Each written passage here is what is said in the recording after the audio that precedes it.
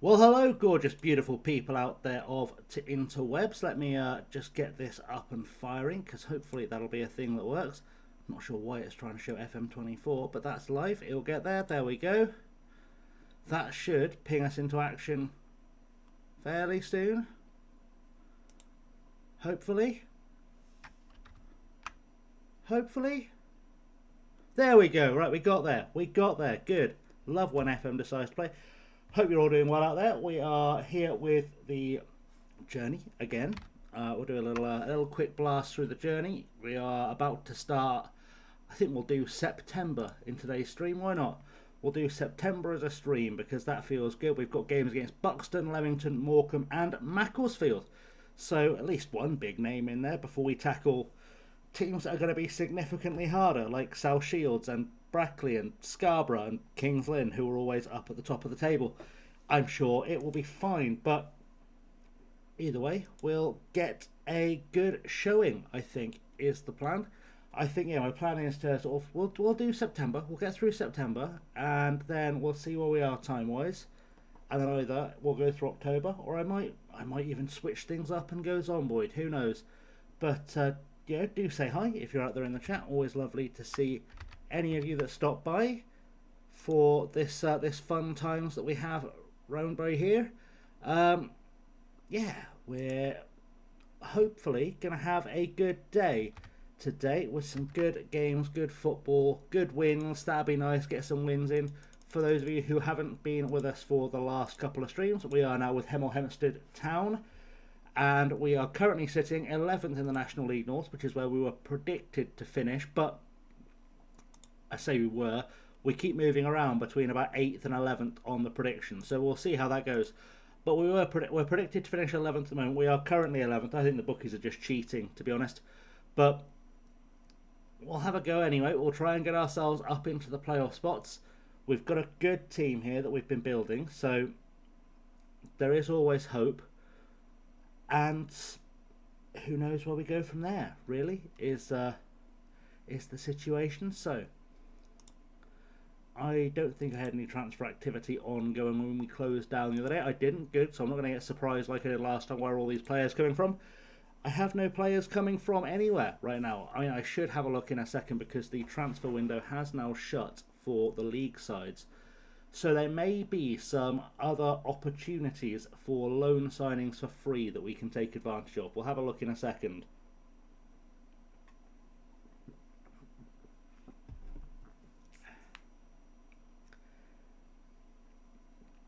Yeah, we will have a look when it lets us. Just let it get the confirmation the transfer window is out of the way. Usually we get a thing like the fact all these transfers are happening on the first tells me it was the first the transfer window happened. But we'll have a check at the league in just a tick and see what that is saying, because that's going to be vital for us to get a few more players on loan. Let's go to the National League North page. Let's just jump up to the EFL. Have a look at the rules. Transfer window. Where are we saying transfer window? Shutting on the 1st of September. Good. Good. We should have a few more options then. In fact, while we're on this screen, let's go have a look and see if Watford have got any players they're willing to let go for nothing. Now that we have got ourselves a bit of breathing room, we'll take Sebastian Lockhead. They won't let it. Why won't they let it? Doing so will break more than one or more loan rules. Why is that? Do I already have loads of players on loan from Watford? It's entirely possible I do. They are in my head the local team. Let's have a look. From, yeah, we've got 3 in from Watford, or 2 in on loan from Watford already. That explains that. Okay, I guess we look elsewhere then.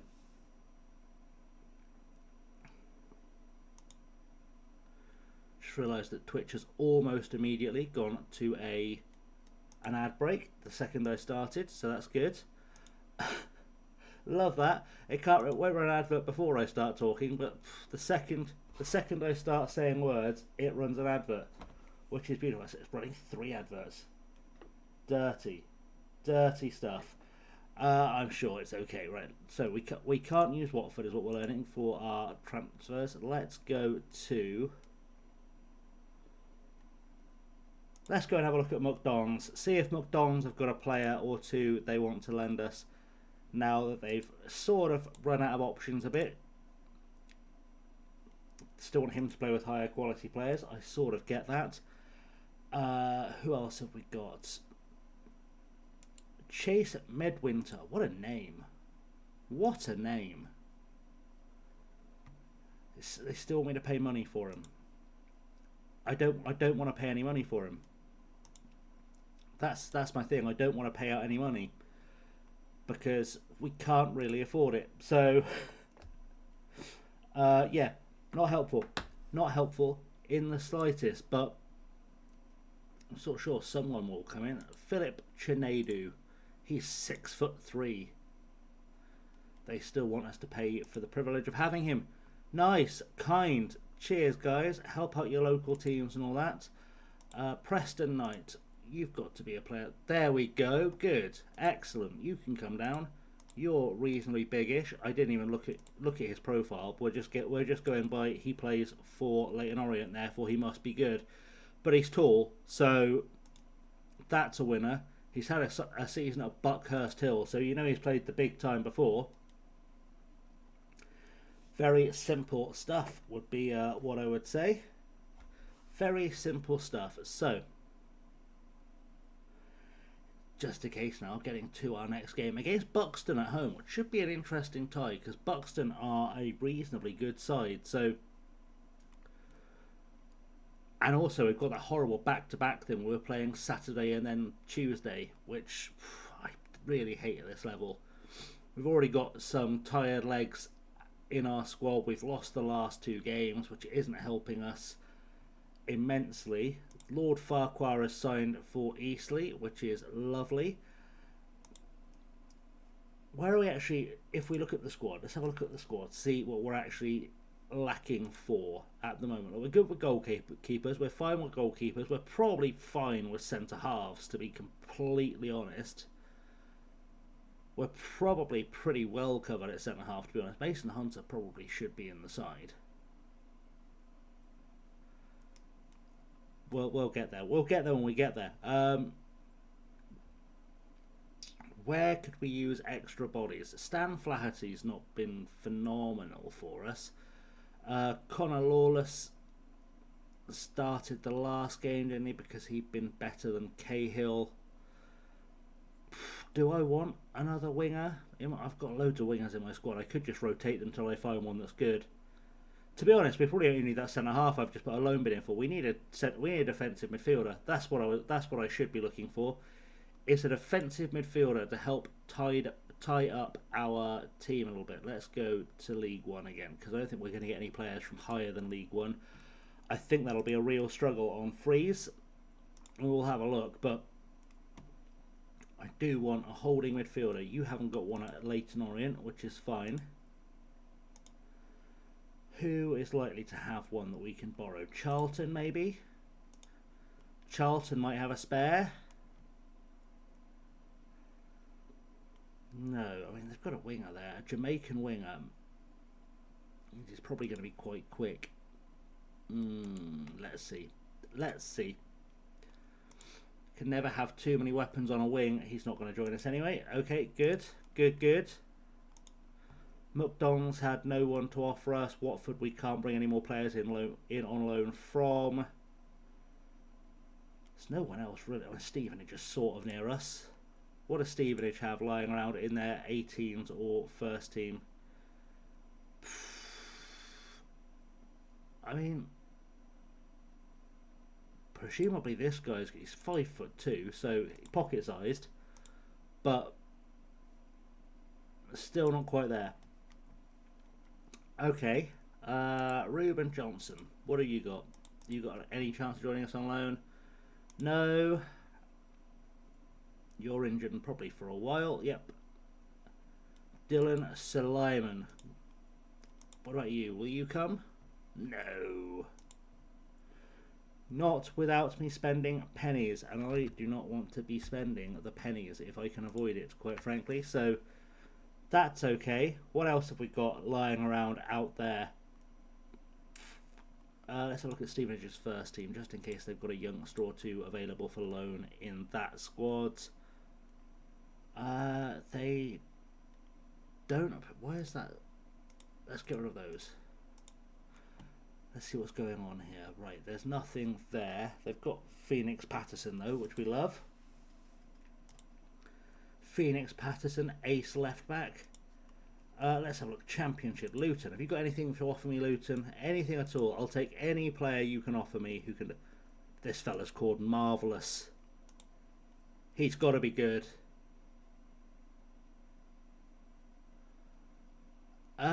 Let's see if they'll take 10%. They might. No.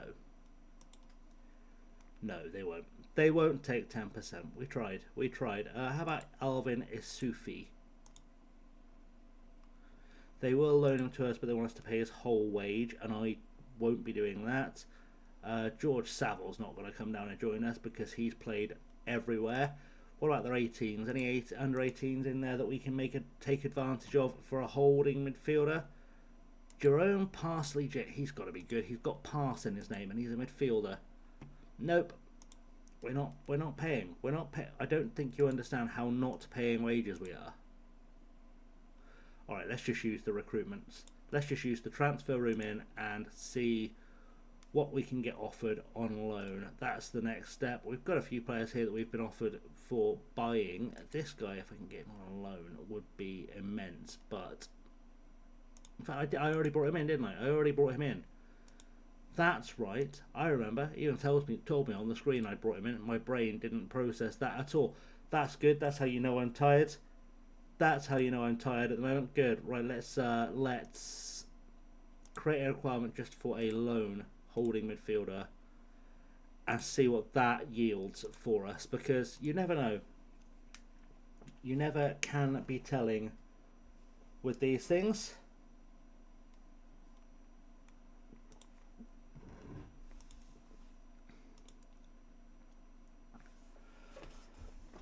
I'm sure the goals will come and the players will come and the wins will come. To be fair, I probably brought in too many players at once as well, so they're probably still bonding a little bit. So maybe I shouldn't panic add players. We're only 3 points off the playoffs, to be fair, so plenty of time to get caught up into this one, which is great.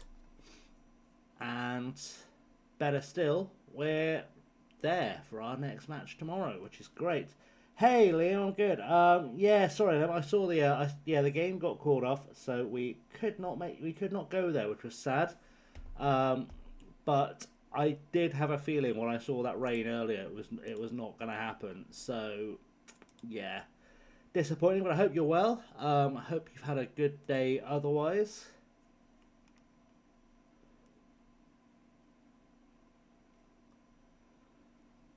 Team. Let's put Aldridge on the bench because we know he's solid. He might even start. Aldridge for Chapman could be the way there. Shooter's moved into midfield. I don't hate it. I don't hate having Shooter as a midfielder. That could pay off for us. I don't need that many left wingers there. We'll take Westendorf off the bench and we'll put Pavian back on the bench.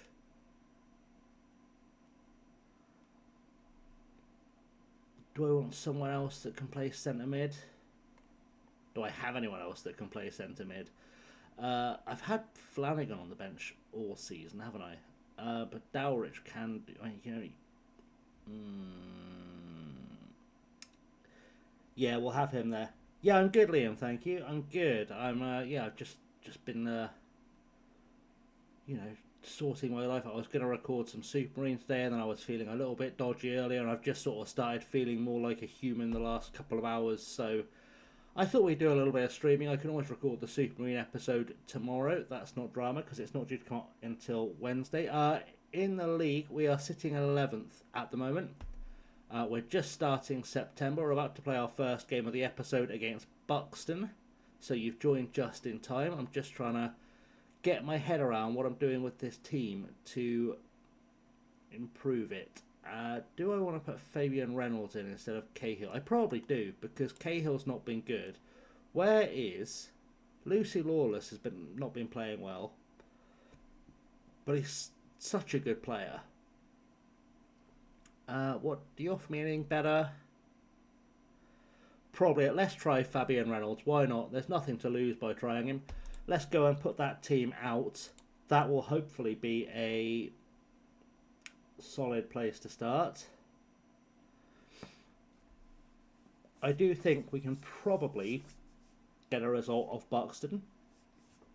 Although I say that with the caveat that I haven't actually seen where Buxton are in the league. I've managed Byron Wilson on here before. In fact, I've managed every player there except Connor Keeley at some stage on FM. That's wild. Maybe they're just watching my saves and my series and just signing all my players. It would be wild if they were. Right, let's tell everyone to go make a difference, because we just need to get everyone up, excited and interested. Send it to the dugout.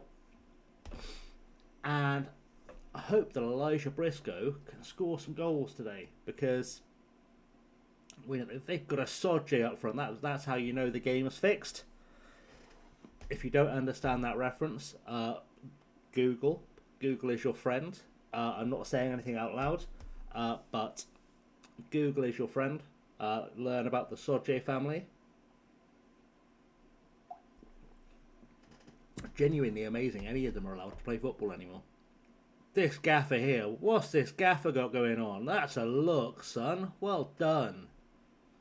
Come showing up like Harry Styles there, gaffer. That's what we like to see. I'd like to see Aldridge have another good game today, because he is basically in the team because he scored a worldie last stream was scored an absolute worldie, but you know he's not done a lot since, but he did score that worldie. So that's basically keeping on the team sheet, is that I saw him score a good goal. That being said, we're not exactly doing anything phenomenal right now. We are just kind of ticking away to a draw, which is what it is, I guess.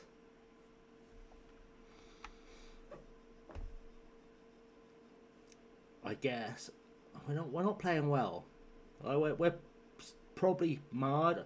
I wish you still had the stat here that told you the average rating of the two teams, but I would guess from what I can see on screen we've been marginally better than they have. As Elijah Briscoe picks up the ball, goes back to Hunter, to Bateson, to Mullins, and we can start building from this. Aldridge on the ball, plays it back to Mullins. It's a smart ball. That's a good way to play. Ball goes over the top. Sodje's got to it. Briscoe's through. Takes off the toe of the defender. Elijah Briscoe with an absolute stunner of a goal.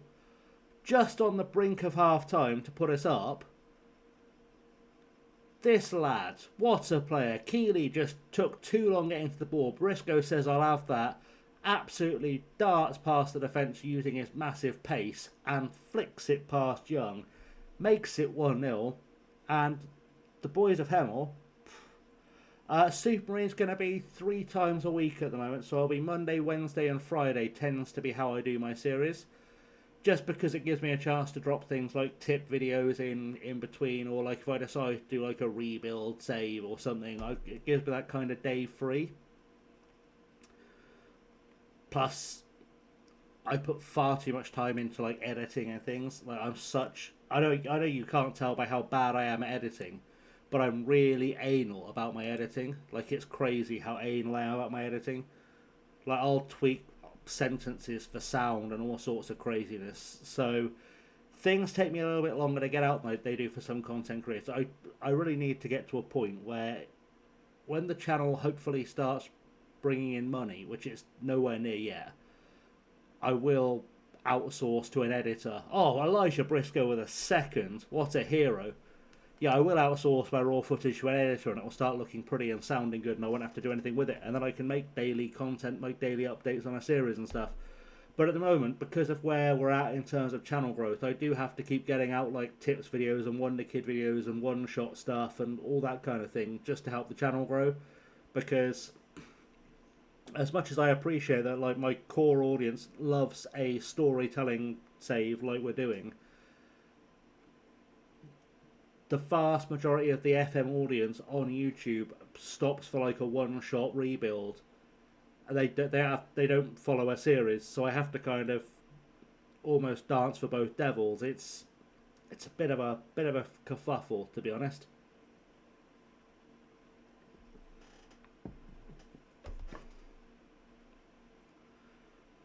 Right, I think we can say the Reynolds experiment probably hasn't gone well.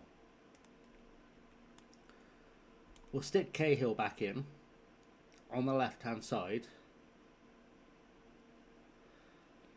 And I should probably take a Coley out for Frimpong just to give him a rest. Shooter's doing much better as a defensive midfielder. I will say that for him. Domi is probably okay as he is for now. I'll probably have to take off Bateson and Domi actually at some stage in the next 10 minutes because they're starting to look really tired. Benikage, how are we doing? Welcome, welcome, welcome. Yeah, it is about the story. It's yeah, I was just doing a little explainer about how when you do the YouTube side of FM, as much as I'd love to have my main series on FM on YouTube be a daily upload series, I'm the most anal editor in the world, so that takes up a lot of time, and B, because of where I am as a channel, because I've just crossed over like the 500 subs mark, I have to do a lot of one-shot content and tip stuff and all that kind of thing, just because otherwise you just don't get the casual traffic to become subscribers. It's really awkward because I love doing. If I can do it, if I can tell a story in a rebuild, I'll do it. But I do feel like I spend a lot of time and energy on things that are essentially adverts for the channel rather than things I genuinely enjoy, which I know I shouldn't put out there on a stream that's going on YouTube, but I do find occasionally I don't love doing things like explaining how to set up training perfectly or how to set up a scouting network or whatever. It's not what I got into this to do, but it does pay the bills, so to speak. So, you know, you have to do what you have to do. Unfortunately, I'm not in the same class as the Lelujo, so I can't get away with just doing a let's play and still have viewers show up, unfortunately.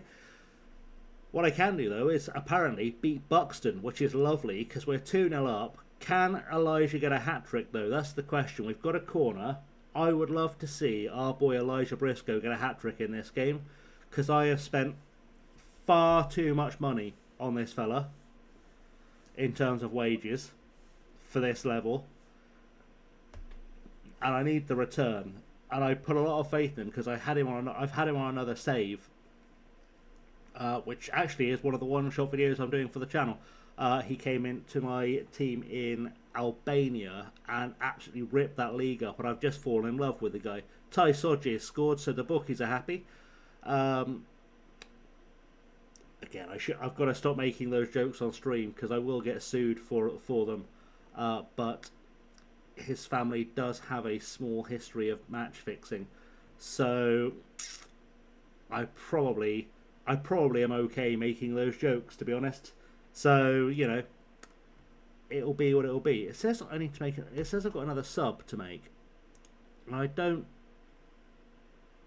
I've not been paying proper attention, have I, to who I can sub on and off. I've got an extra sub. Let's take Bateson off because he's tiring. And let's send in Dowrich. I don't know how good Dowrich is. We've never used him. He's just been in our squad. We've never used him. So he could be great and he could be terrible, but it's 7 minutes at the end of the day, so he can't do too much damage. shooter over the top, looking for Cahill, who jumps for a ball he was never getting near. And now we're on the back foot. Kirby coming through. Sudje to Kirby, to Coleman, to Piggott. Piggott gives it to Keeley. Keeley goes to Burton. Shorrock is on his way through. Sodger scores. It's disallowed. Excellent stuff. You love to see it. And we've just got to wait for the ref to blow the final whistle now. That's 3 more points on the board. There we go. And if we look at the league table, that pushes us up into 8th place in the table after 8 games. And we're only 3 points off the top. I mean, this league is always very, very tight. So it could be great. It could be nothing. But anyway, Benny, sorry, I know if you're still out there, how are you doing? I'm so bad at doing the polite manners thing, I know. How are you doing? How are things going with your streams and stuff? I know I've not been in for a while, but not for a couple of days, but it'd be lovely for you to give us an update on how things are going. I do like having other streamers come by. We can update each other on how things are going. Went to football last night, got FM'd in real life. Season-ending 1-0 loss. Oof. That's not the one. I'm good, mate. I'm good. I was just saying I was going to do some recording earlier and I was feeling a bit rough, but I've bounced back and I thought, you know what, it's late. I'm not going to record now, so I'll do some stream. But you could probably hear it a little bit in my voice. I've been feeling a little bit rough today, but I am doing my best. I am doing my very best to. Who are you watching, Benny? Who are you off to see?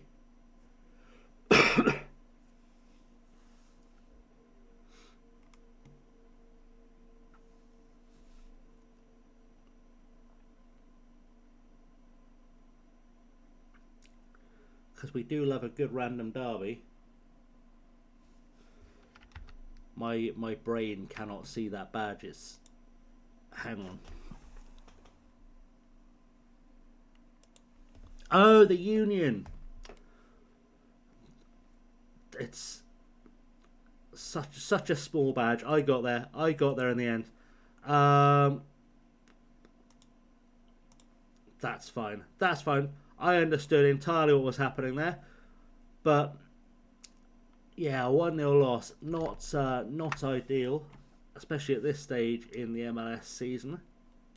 I've been out of the loop actually with the MLS this year. It's not been as much a focus of my attention as it normally would, because I've just had so much else going on. Let me have a little look, just see what's going on in the MLS, so I know what's occurring, because that's always good. Always good to have some idea of what's happening. Oh, the Athletic have updated their playoff results, but of course they want me to pay to see it, and I'm not going to do that. So I know I could look on the MLS website, but the MLS website, I don't know if this is just me, the MLS website I find just the most awful thing to navigate. I just think the MLS website is horrendous to navigate. It's so badly designed. Oof. That is a good semi-final bracket. I say it's a good semi-final bracket because let's face it, Vancouver versus San Diego or Minnesota doesn't excite me too much. But, you know, winner gets to play Miami, so that's a good final. Katie's back in the YouTube chat saying a reminder of Andy Carroll, even though I don't look at all like Andy Carroll or sound like him or anything like that. Oh, Benny, sorry, I was trying to get caught up what was happening with the MLS playoffs, and I was saying that I don't like using the Athletic because I'm not going to pay a subscription because I don't find their reporting very good. And I find the MLS website horrendous to navigate. I just find it horrendous to navigate. It's so badly designed. But I eventually found the playoff brackets, and yeah, looks like we can safely say that Miami are probably going to win the East. Would be my suggestion. Largely because no one wants New York City to win, and I would say, looking at the West, if it's not Vancouver against Miami, I think I'd be shocked. I think. I could be wrong, but I would be very surprised if it's not Vancouver against Miami in the final. And I'd be very surprised if Miami didn't win it, to be honest. But you're right, the West has been a bit crazy. So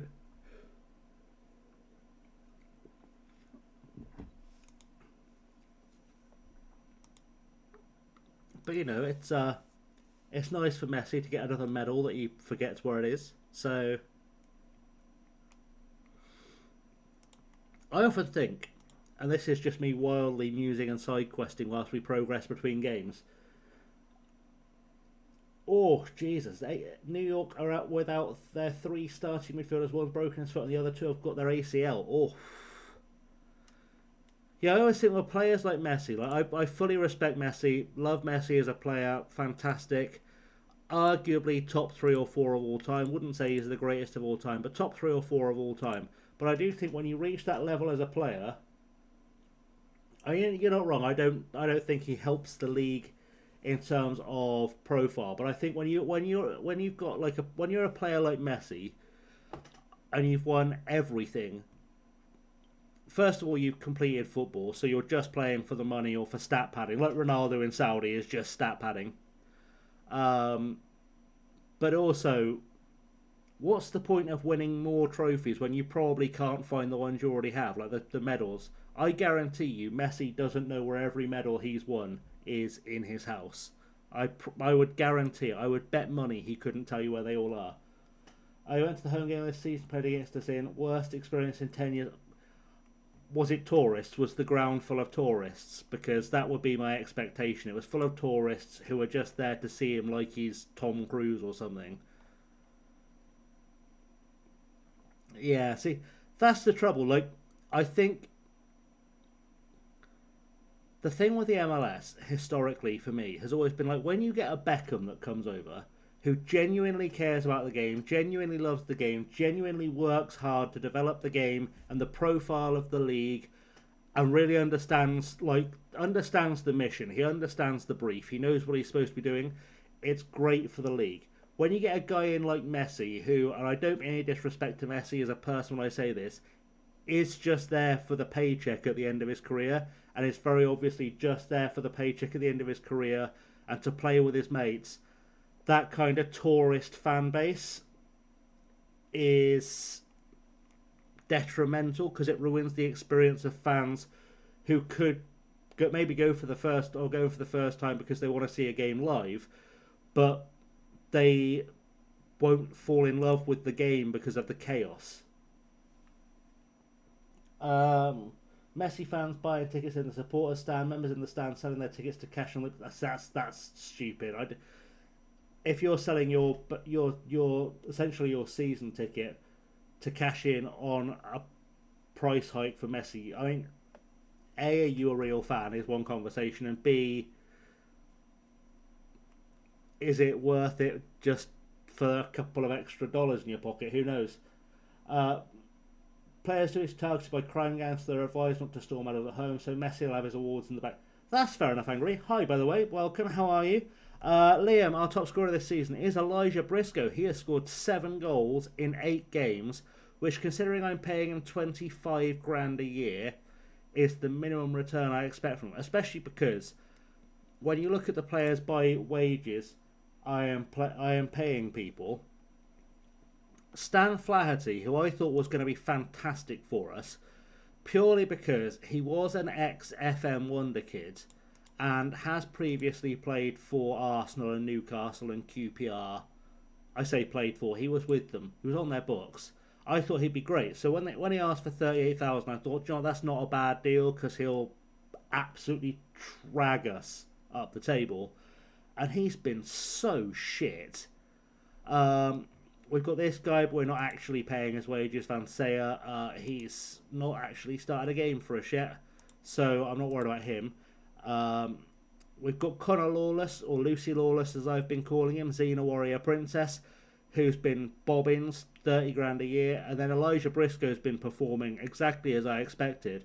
And then you go down to Shea Cahill, who I brought in again for massive money, and he's not performing. And yet, if we go by like the ratings of the players, we've got Jack Bateson on slightly less, Josh Mullins, who's doing well, and then like Chuck Zocoli's doing just shy of a 7 average rating. I'm not even paying him. It's wild. It's wild. So yeah, after this game, there's going to be a bit of at the end of this season, there'll be a bit of a rejig, is what I'm saying. That's a better team than I had. I really hate that I can't tell it to just rotate the first team properly without having to rearrange the bench. But we'll get there when we get there. Right, Lucy Lawless is staying on the bench because we've learned that Reynolds is terrible.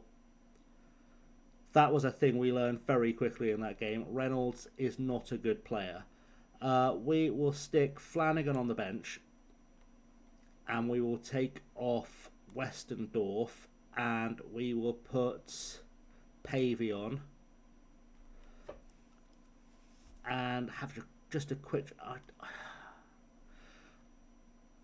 I really want Cahill to come good, but I'm also really, really tempted. I could swap those guys around. I could have... Let's try it with Flaherty as the inside forward and Cahill as the inside winger, and see if that helps. I don't know why you'd want to play horses, Katie. I'm very confused. You're a very confusing person. I never fully understand what's happening. We've now just had a bombing of random cartoon animals appear in the YouTube chat. It's a wild time over there. Literal zoo. That's done nothing, that team talk. Right, second game of the stream. That's what we're saying. We're going to get our second win of the stream. That's what I'm also saying. And then up the league we go, into the table. Is that Niall Ranger playing up top for Leamington Spa? Really? That's objectively hilarious. That is objectively hilarious if that is Niall Ranger playing up top for Leamington Spa.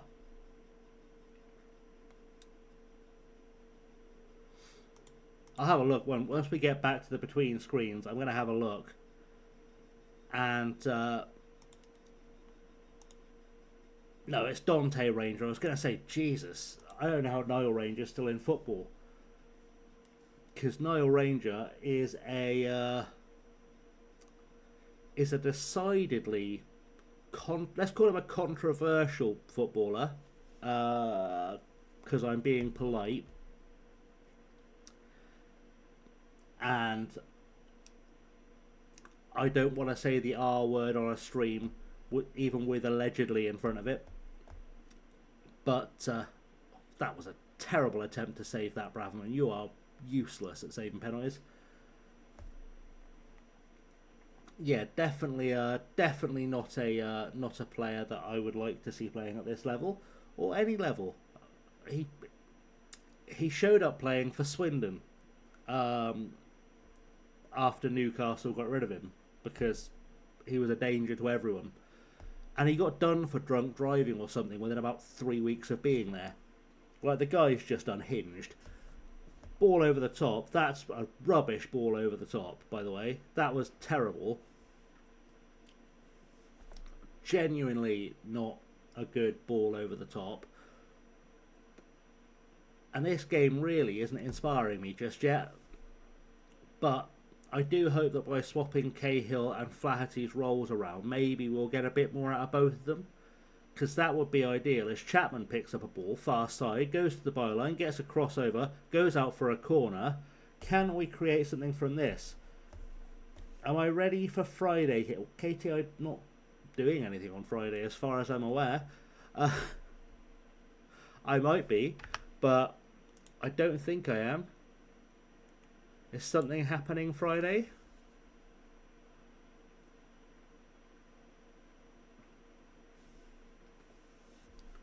As far as I know, on Friday, all I'm doing is releasing the third episode of the Supermarine series on the YouTube.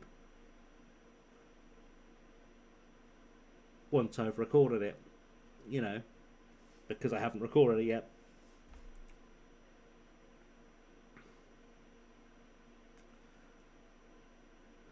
But yeah, I certainly have no plans for Friday.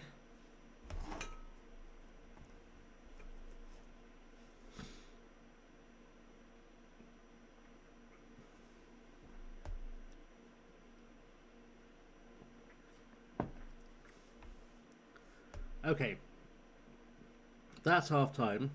We've been terrible. This first half has been a little bit embarrassing, if I'm completely honest. I am thinking what we'll do is we'll swap those tactical roles back round the way they were, because there's probably something to how they were working in the tactic I didn't fully understand. And then we yell at some players and we go again. Liam with the question we were all thinking. Like I said, it's a bit of a zoo on the YouTube chat sometimes. Not good enough so far. Get it together. Good. Let's get it together. That's what we need to do. I am very much regretting going to watch that football on Saturday in the rain, because I'm pretty sure I've come down with something. Wasn't necessarily my best idea standing in the pissing rain recording a football match, but it is what it is. You know, we live and learn. Cahill's got the ball. He's beaten a man. He's got lost. He's given it to Domi. Domi's crossed. That's gone into the box and it's got to no one. And now we're on the back foot, and Denial Ranger is coming back at us. So Simo forward. Frimpong gets a foot in there. Essence through.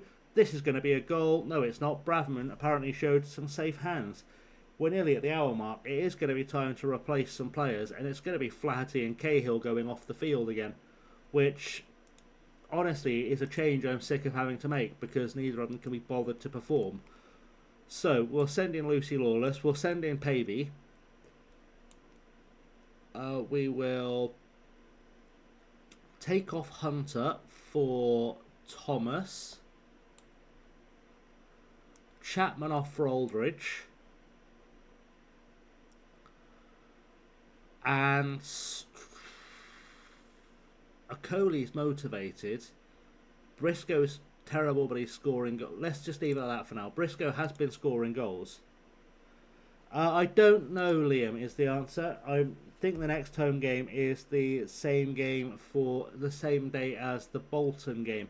Parking is pretty good. There's loads of parking up there, because it's up on the industrial estate where the... Is it Amazon warehouse or every warehouse is? Loads of parking around there, and the food, I will say, Liam, the pie I had at half time on Saturday is the best pie I've ever had. Not the best pie I've ever had at a football ground. It is the single best pie I have ever had. And I think a pie and a cup of tea cost me £6, which is banging. That's unbelievable value for money. Cannot beat that kind of savings. We've just scored. Domi is looking tired. I don't know if Shooter can do that, but let's give it a go. Let's stick Shooter on at left wing back and see if he's any good there. It says 1 star, so we'll assume he can do it. Pavey with a cross over the top, looking for Lucy Lawless. Can't quite get there. But I feel like there's probably a second goal coming. I do have a vibe of a second goal, or a second goal for us coming. I don't know why I'm getting that vibe, but I just feel like it's coming. Come on, let's make it 2 for 2 for the stream. Shooter's going down the far side and hasn't done anything with the ball, because I noticed he was there and he got gun shy. 15 to go. We have sent on all of our spare bodies. I can't pretend I'm fully happy with a draw here, but I think the table...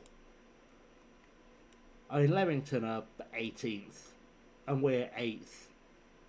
That's a bad result for us. That's 2 points thrown away, to be honest. That's 2 points dropped. that shouldn't have been, to be honest.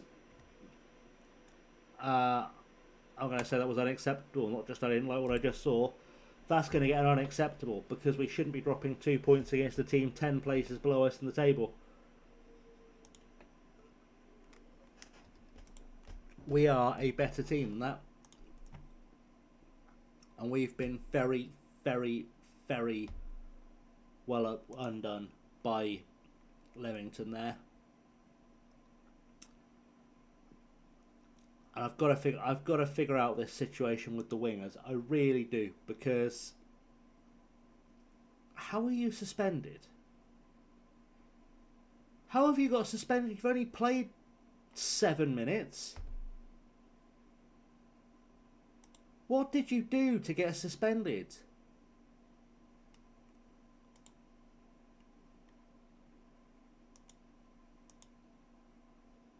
I don't understand. What's he suspended for? We'll have a look. We'll have a look in a second. Right. Flaherty, I am not happy with how you're playing. So you're going to get a rest. And we're going to send in this fella, Brandon Pierrick, who is rapid and will work hard. And on the left-hand side, I am tempted. I was tempted to send in Shia LaBeouf, but we're not going to send in Shia LaBeouf. We tried out this fella, and he wasn't very good for us. Cahill's not been very good for us. Let's try this Jared fella on the left-hand side. He might be great, he might be terrible, but let's try him out. We'll stick Cahill on the bench just because he might come good. We'll give Flaherty a break. See if that rattles his cage any. Start from that for the next game. That feels like it could be a good choice. I'm going to put Halliday in goal as well because Braverman's a bit pants.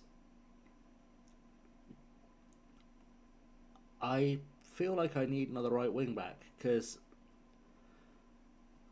neither Aldridge nor Chapman are doing great things. Domi's not really doing great things either.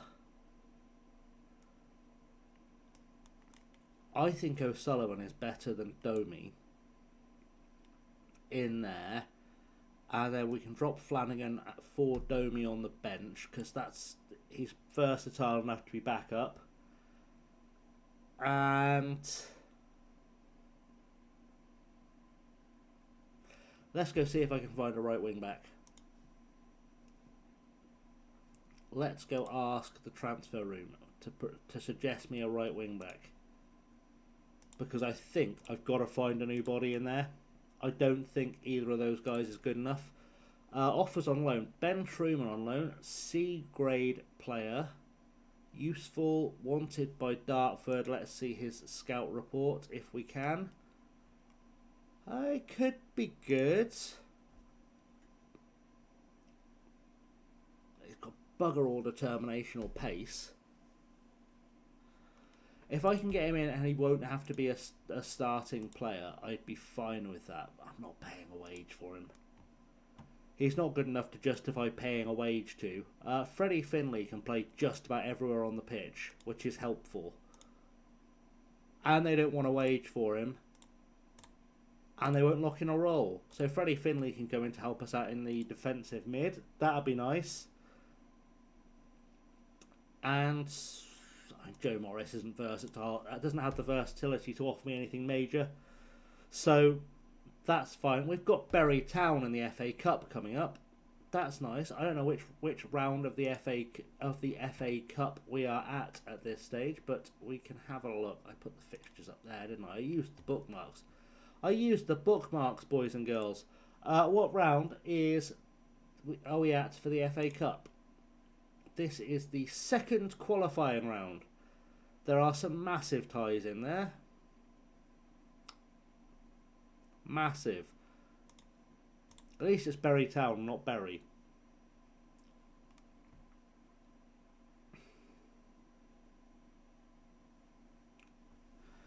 Let's do the press conference. Why not? Welcome, welcome, Preston. Welcome, welcome, welcome. Good, good, good, good. Yes, lovely.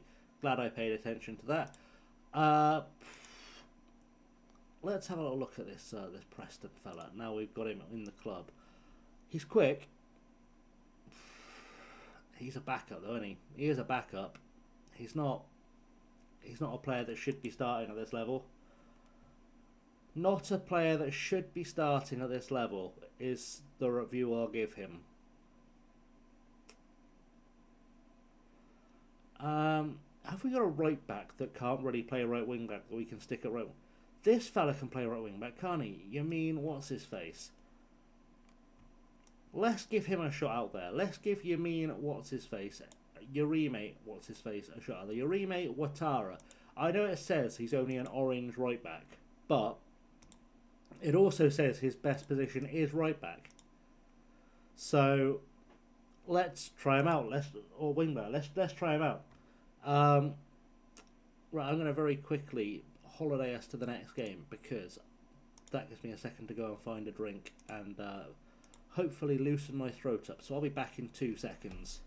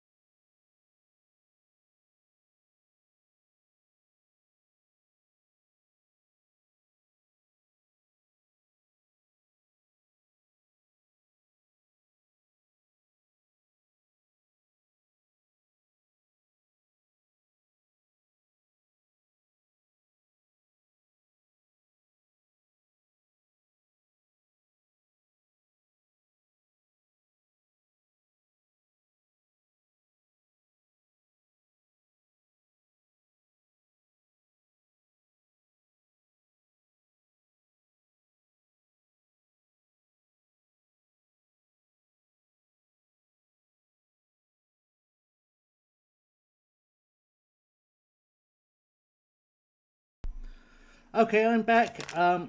Katie, you're still being weird in the chat, which is not terribly fun for anyone. I found liquids and I have found wine gums because even though I'm on stream and it's not great viewing, I feel like that's going to help me feel better. Yeah, Katie seems to think I'm her uncle. We don't know why. Your former winger at Gimpo you bought for £7,500 is now at PSG worth around 200 million. What? What?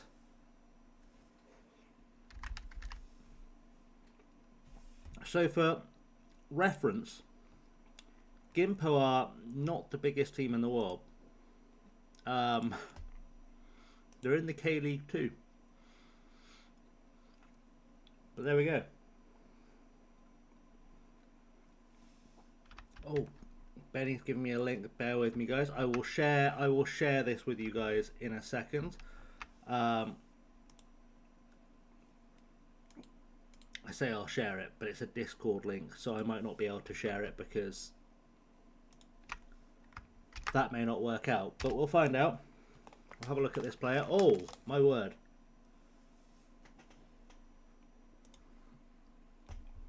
Boys and girls, what are we saying to this player? What are we saying to Owen Akakia?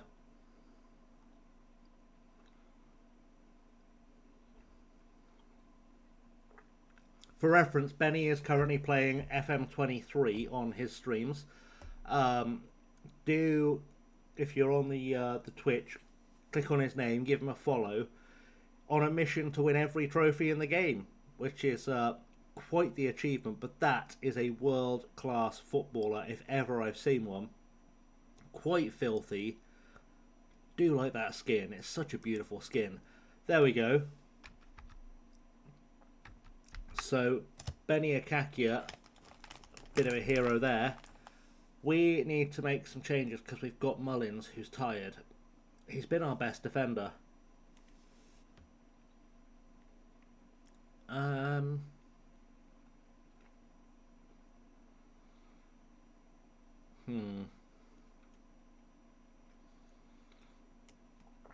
Let's give him a rest. Let's give the new guy a try.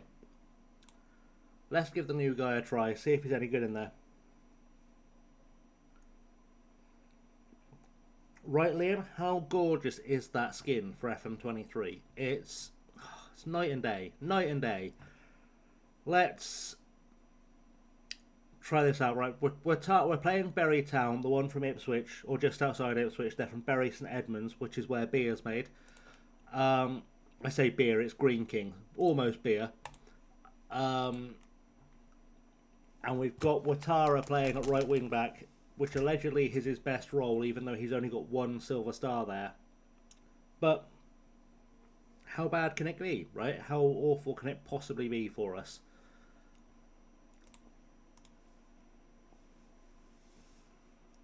Oh, Liam, Katie's on you now. You're going to be the new object of her affections.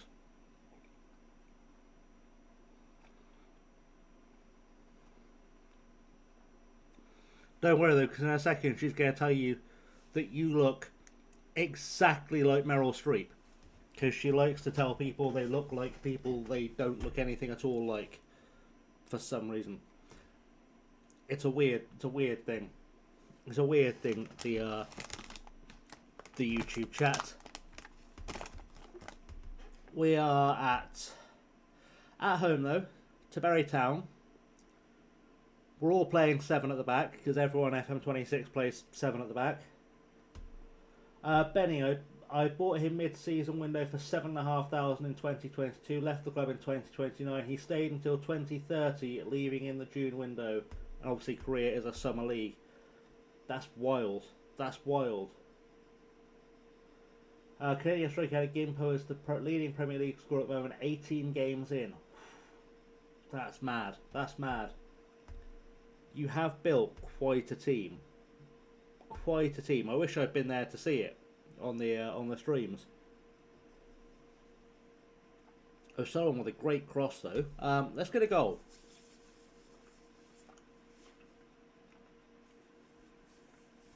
You know what I'd like to see in the FM match engine? We're at FA Cup game. Oh, what a shot from Briscoe. Shame. What I'd love to see is, because it's the second qualifying round of the FA Cup, what you really need at non-league rounds like this in the match engine is you need that one random child waving around a tinfoil FA Cup. That would sell the atmosphere for me. There's always that one child waving around an FA Cup made out of tinfoil. No one knows why. No one knows why that's the thing that happens. But like just one kid in the corner waving around a tinfoil FA Cup would absolutely sell me that this was an FA Cup game. Just saying. Someone clip that, send it to SI. I'll take 1% of the money that idea makes you, which will be about a £5. I'm just saying, just throwing it out there. I would like a goal too. Exactly, the tinfoil FA Cup is, as Jose Mourinho would say, football heritage. We've just discovered in the YouTube chat, just to make sure everyone's up to date, that Katie believes that Liam looks like Katy Perry, which is, I mean, I guess it could be worse, but it's a wild accusation.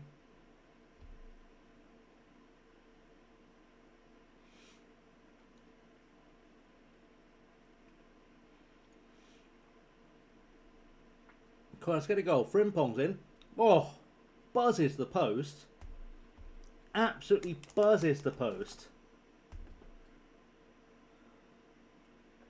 I know it's only been one game so far, but I think Pierrick and Myers are better wingers than the ones I've spent a fortune on. They're certainly putting in much more graft than the two I spent a fortune on.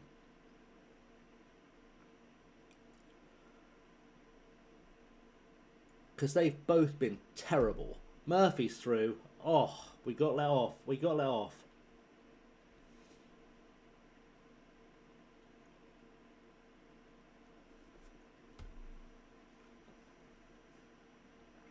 Also, it's really wild coming back to streaming Hemel Hempstead today after I've been recording stuff with Swindon Supermarine for the channel. Purely because, like, as I loaded up the save, I was looking at the wages that these guys are on, and next to what I'm paying players at Supermarine, genuinely looks like Premier League wages. It's wild. My brain can't get itself around the difference between what I'm paying there and what I'm paying here, 2 divisions higher. We show everyone their recent praises. Justified, we do. Right, Brandon, Jared. Look, you've not quite been good enough so far. You've been better than the players you've replaced, but if you could just be a little bit better than you're being, we will absolutely smash Barry. Elijah just needs a little bit of support. Someone to give him the ball up top.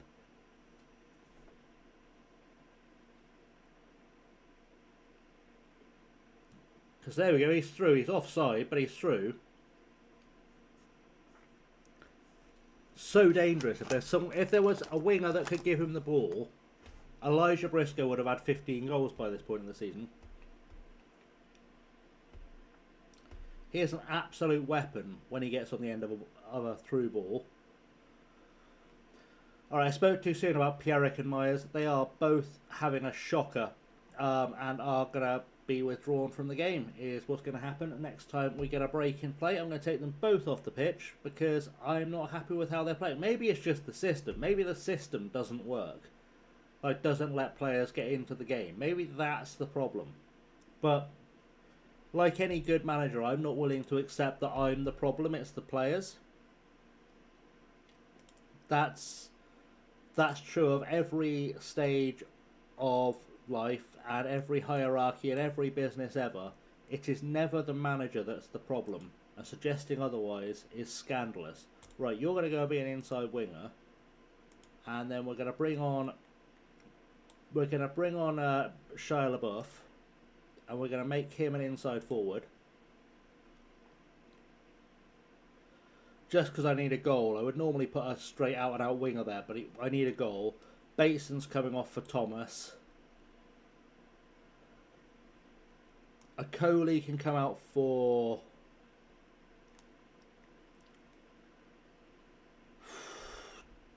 Domi, I think. How have I used all my subs? Why is it 3 subs at this stage in the FA Cup? Absolute joke. Absolute joke. What's the point in me paying to have all those shirts sat on the bench if I could only use 3 of them?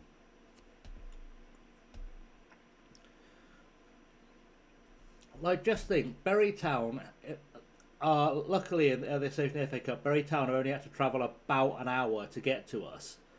But imagine if we were playing Barrow or someone. Can you imagine you've had to bring down a bus full of players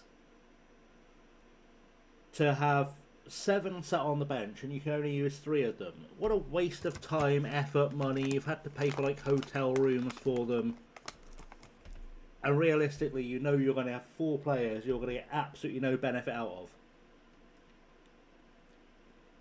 Absolutely ridiculous.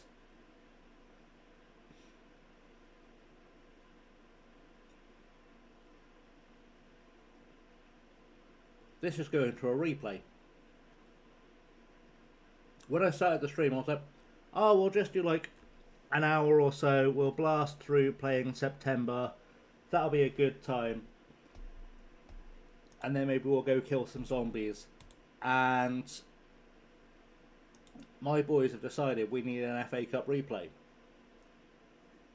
which will happen in a couple of days and then force me to play yet another game in September. And September was already a reasonably busy month. So, can't pretend I'm super chuffed about that, to be honest. Halliday's kept a clean sheet on his debut, which is what we do like to see. Let's have a quick look, see what that's going to factor into our thinking. So, that's our next game. It's in a few days. And then Morecambe and Macclesfield, but there's probably going to be an FA Cup game in there somewhere as well.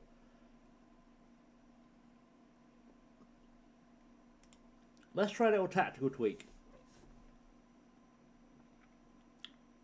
Just a little one. I think we are going to make Pierrick a winger. We're going to give him another chance because they should in theory be good enough to do this. We'll make Myers the inside forward because I'm assuming he's right-footed. He is. He's got decent enough finishing for this level. We'll try that out. Ouattara, to be fair to Ouattara, considering he's not allegedly not a right wing back at all, he's just put in a 7.2. Which, when you consider I've got 2 players in my squad who are allegedly out and out right wing backs who can barely get above a 6.5, I would say he's probably made that shirt his own. Barring anything horrible happening. I am going to rest these guys though, because that's going to be a thing I need to do. I hate that I can't do that from that screen anymore. Really drives me mad that I can't do that from that screen anymore. Let's give them 2 days rest, so they at least do some training this week. And then we will get past Bury Town. That's our plan. We're going to get past Bury Town.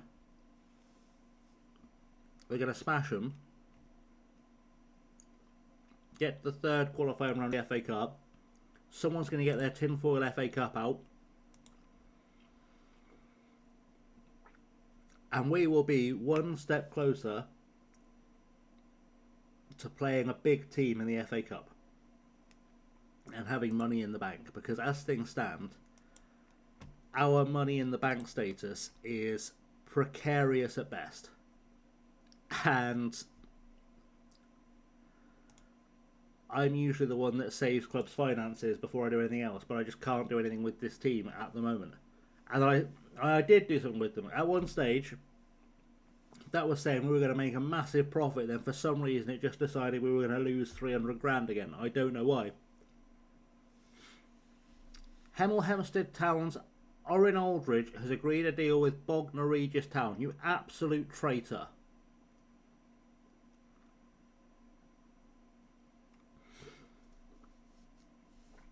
Okay, so ironically, I actually do need to buy a right wing back now because I've just lost mine. Which is great. Great. Good stuff. Otis on is injured. I probably would have used him at some stage in the near future too. So that's good. 3rd round qualifying draw. We will play Northwood or Welling United. Welling United are quite a big team for this level. Cannot believe he's left me. Cannot believe he's left me, and he's left me for a team in the division below. Ridiculous. But just to... Hi Kit, welcome to chat. You've not missed much. We're playing through September. We're currently unbeaten. We've just drawn in the FA Cup second qualifying round against Bury Town. We are sat reasonably pretty in the table, in 8th place, just 3 points off the playoff spots somehow.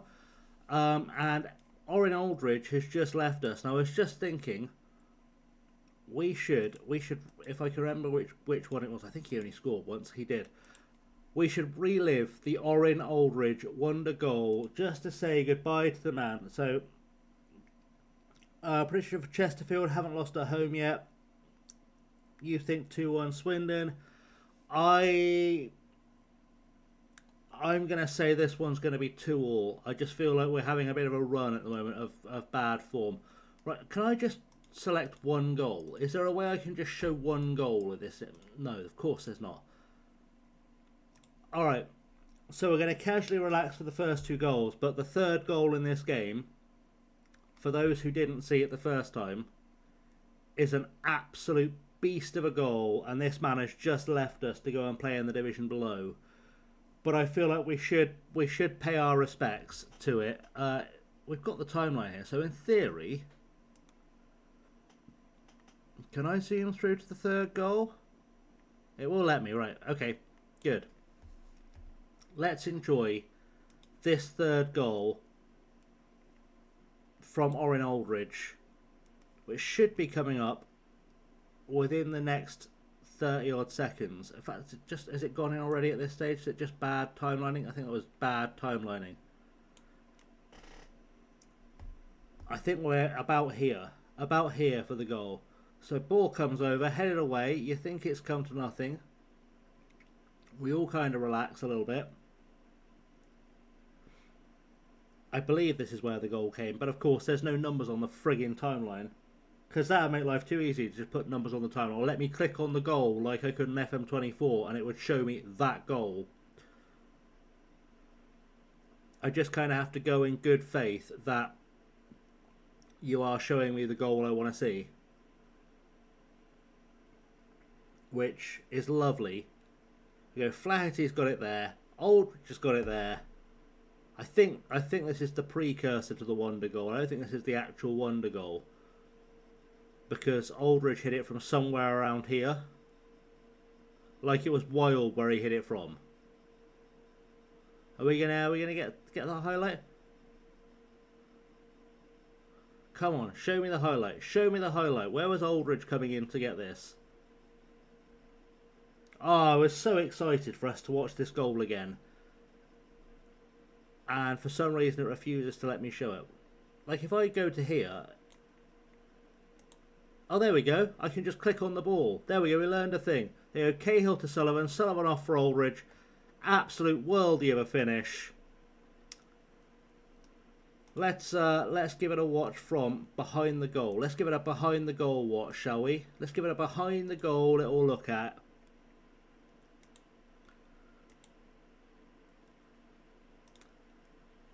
Let's enjoy this masterpiece again. Oh, absolute filth. Genuinely a filthy goal. Probably my favourite goal we've scored in FM this year. Liam says, was he offered more money? Because it always makes no sense otherwise to leave for a team lower than me. I assume so, or I presume so, I should say. But I can't remember. I could go back and look by checking one of the streams, but I can't remember what we were paying him. Let's have a look at his what contract he's gone for. 45 quid a week. I'm pretty sure I had him on about the same, like 45 quid appearance. I'm sure I had him on more or less the same money. So it's an odd decision. It's a wild one, but sometimes we do be like that. We still want to win the FA Cup though. I say win the FA Cup, win in the FA Cup. If we win the FA Cup, that would be immense, but win in the FA Cup is a slightly more likely shout. and so we're just having a quick old check of what's occurring around the Twitch. Trying to work out who Kit's cheating on me with today.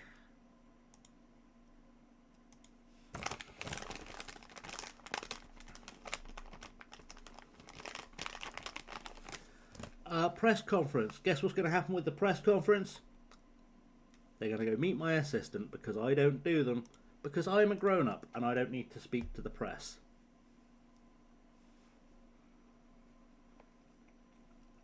Some stuff be happening.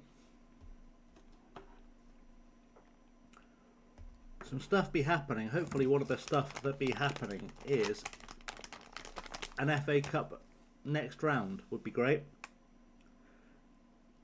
I also just realised I didn't actually look for a new right wing back like I said I was going to, because my brain. Right, we've not been offered a right wing back there. We've been offered one there. We've got Ben Chapman through this. Am I going to have to sign TJ Bramble?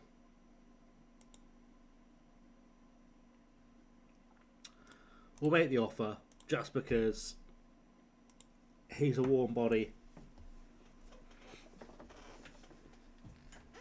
There are players here that I would like.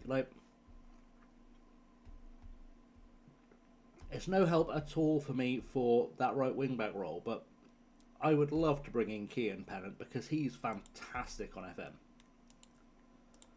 But I suspect the money he's going to ask me for, I'm paying worse players more money. If I can get him for 26,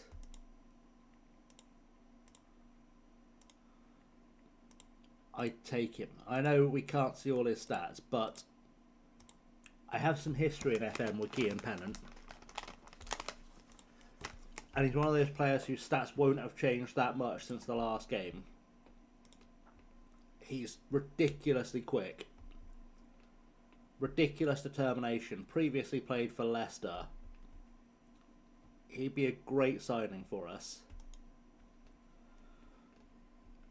And he would be a player that can play off the left wing that can actually make a real difference for us.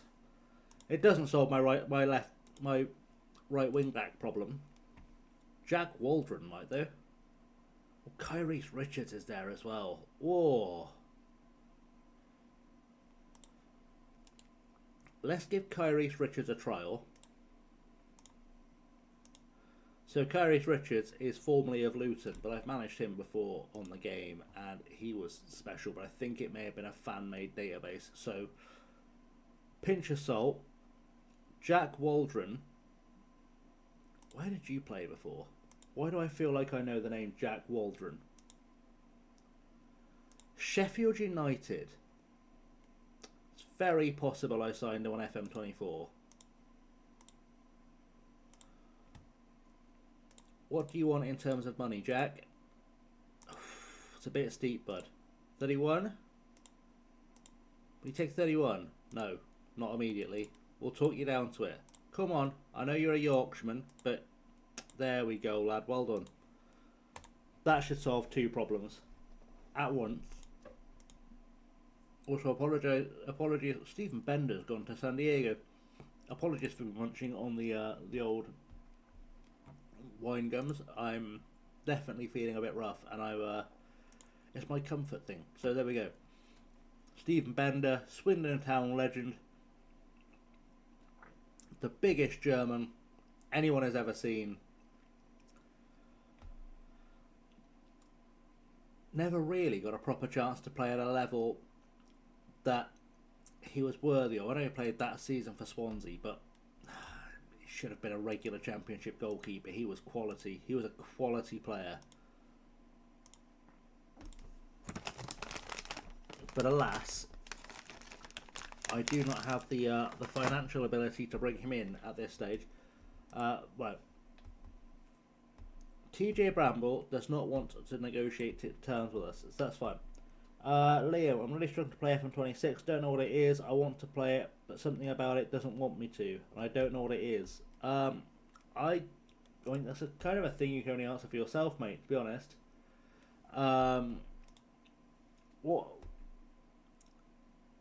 Is it the UI? Is it and what sort of thing do you think it is with it? What's your instinct saying? I'm going to make this guy available for our under 18s just so he plays a couple of games. In theory, assuming our under 18s actually are playing matches, which I assume they will be. I don't know how to find that information on FM26. My blind brother just got a quick scoping card at my...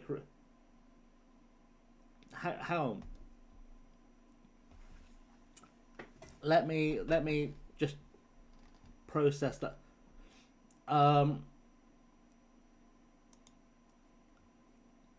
Okay, I'm asking this out of genuine curiosity. How do blind people play COD? How does that work? I'm not doubting you. I'm just curious because that's genuinely interesting to me that blind people could play COD.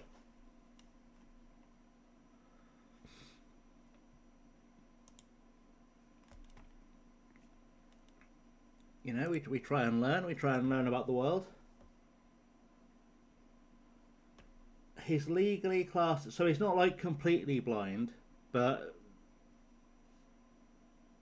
okay, so not like completely visually impaired, like can see something, is what we're saying.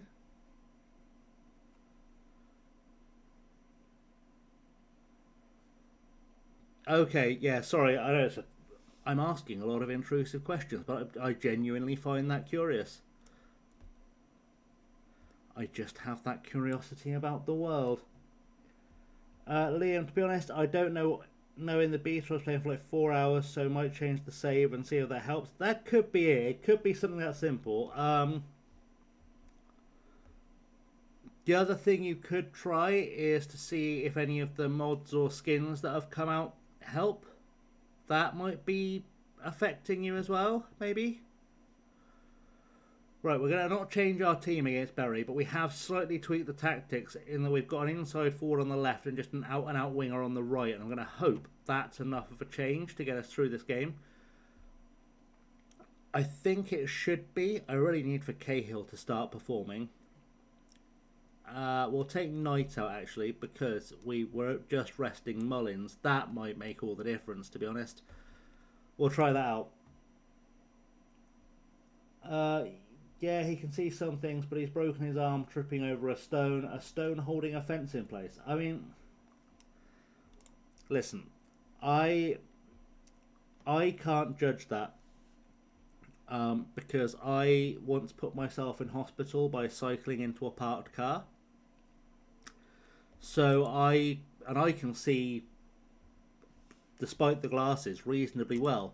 So I don't think we can hold that against him. I think that could happen to anybody. It's a perfectly normal thing to happen. I just don't really feel like a manager with no shouts and no heat maps. I know it's small, but it's massive for a football manager game. You know what, Liam, you are absolutely right. I have the thing where I don't feel like a football manager. And you know what? The one thing that would fix that for me, I think, aside from shouts and all that kind of stuff, is genuinely in the game already, and I'm just too lazy to use it. So the thing that bothers me is I'm supposed to be the manager. So why aren't I where the dugouts are? Why is my point of view opposite the dugouts? Right? It's the smallest thing in the world. I'm aware. But why am I opposite the dugouts if I am, in this game's world, supposed to be the person standing there? And there's a mod that I can use to fix this, or, as I was reliably told the other day, if I go to the dynamic sideline cam, I can switch it so I'm on the side of the pitch I should be, but also I then have the problem where for this to be my eye view, so I'm up and down the touchline, going to make me seasick doing that. I would have to be 11 feet tall. Minimum. Like, I'd have to be an absolute giant.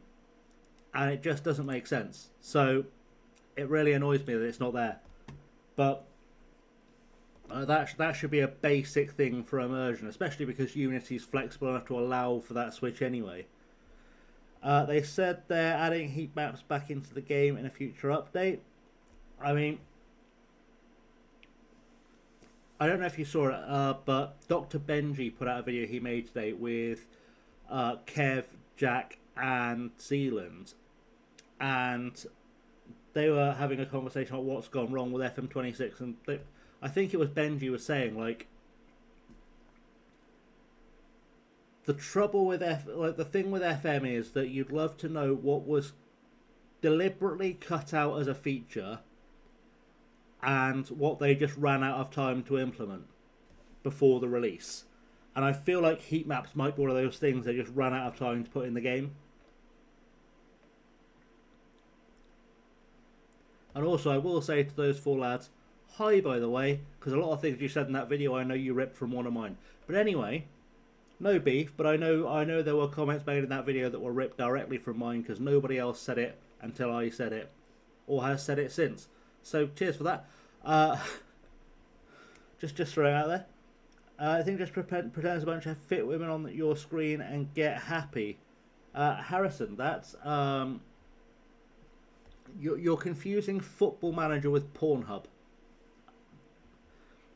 It's an easy mistake to make because Elijah Briscoe is the sexiest man alive and has just scored a goal in the FA Cup to take us through. But the difference is that you shouldn't touch yourself whilst watching Football Manager, and you're probably not old enough for Pornhub. So that's the difference.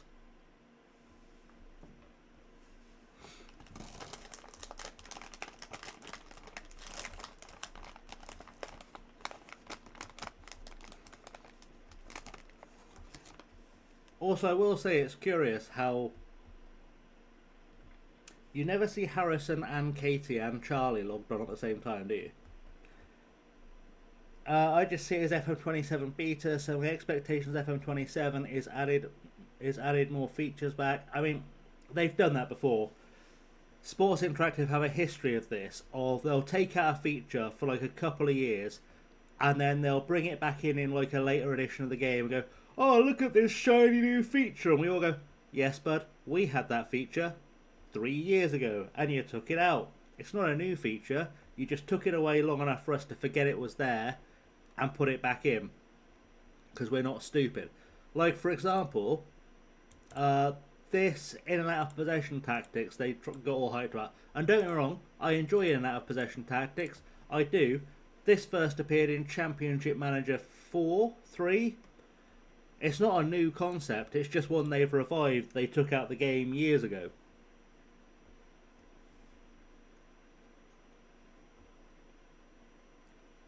And it's one that we've been saying like we'd like it back ever since.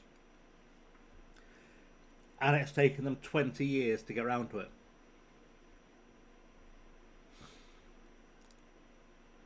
We are absolutely battering Bury at their own ground.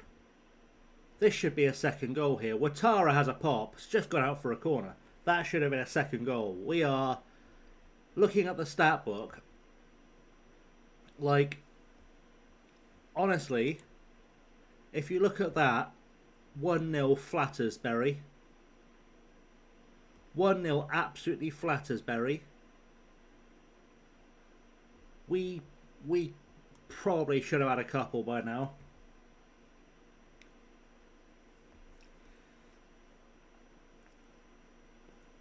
Katie, what I do is I'm supposed to keep this a secret, so don't tell anyone. Everyone in chat, keep this quiet, because Katie is asking what I do for a living. Katie, I work for MI6. Don't tell anyone. It's a secret. It's a secret. It's a secret what I do. I do play any other game, Harrison. I will probably be playing Zomboid on Twitch once we get through September in this game. The there is a reasonable chance I will end the stream on YouTube once I have completed September in this save, and then I'll go and do an hour of hunting zombies is probably what will happen.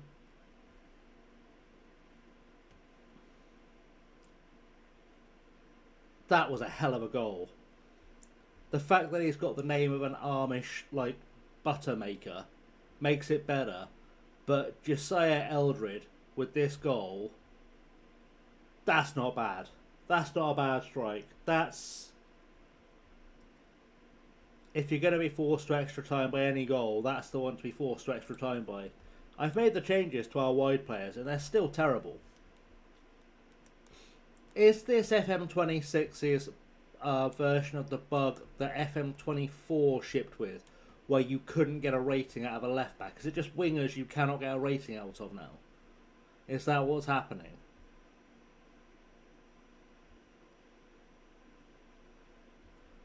Let's hold back some subs just in case we have to go to extra time.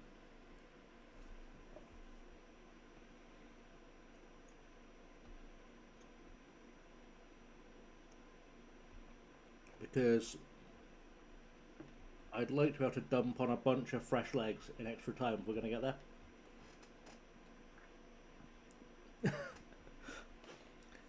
To be fair, Liam, you do have the power to do something about the questionable people, should you wish to.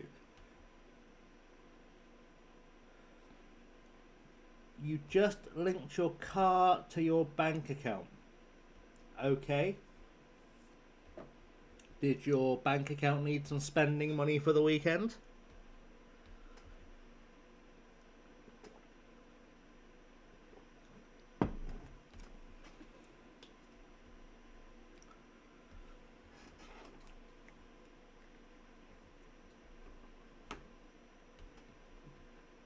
Right, let's get a goal. Let's get a goal now, and then I can dump on a load of subs and see this one out. That's what I want. Ouattara into the box. What have I just seen from Yereme Ouattara? What have I just seen? This fella apparently isn't good enough to be in my team. Look what he's just done to Bury Town. Absolutely gorgeous solo goal. Incredible stuff. Absolute worldy of a goal. And yet somehow one silver star. I don't think the game fully understands what we're doing here. Just unreal. Unreal goal. He's going to go for it again. He's going for it again. He's back into the box. He's played it. He's given it to Shea Cahill. It's 3-1. Ouattara is we are seeing the making of a legend here with Ouattara. This is how one builds a legacy. The game believes he is playing out of position as a right wing back, despite the fact the game itself told me his best position was right wing back, and he is absolutely pulling Bury Town to pieces at this point. That's wild. That's genuinely crazy. We're going to put Domi on there just to get some fresh legs on the pitch. I don't want to take Ouattara off. He's playing too well. I'm terrified of doing it. We'll take Mullins off because we don't want him getting red carded. Okay, we won't do that. In fact, let's leave Okoli on them. And we'll replace Mullins to protect from the red card. Just because that's safer, I would say. And then we'll get a fourth goal because Shea Cahill's stepping up now. Shea Cahill in business, into the box. Jack Bateson with a header. And that is 4-1 in this FA Cup replay. We are through to the next round. And what on earth am I seeing?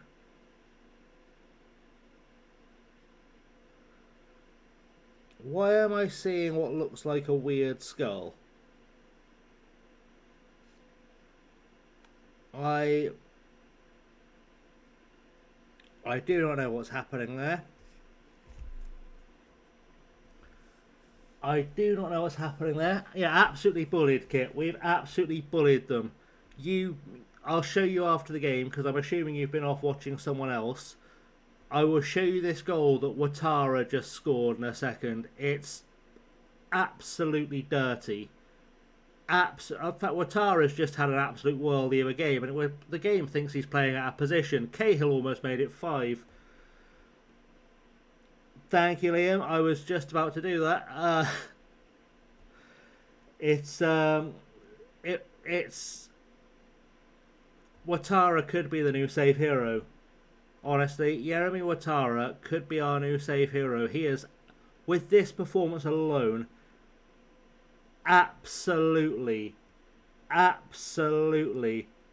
I don't know what the whatever ASCIR was supposed to. I think the first one looked like a stormtrooper, but it could also have been a skull, and I don't know how you tell which is which. So, whatever. Yeah, this goal from Ouattara, we'll review it again, like match of the day in a second. Will it let me do it now? No. We'll have to go back into it to watch the highlight. But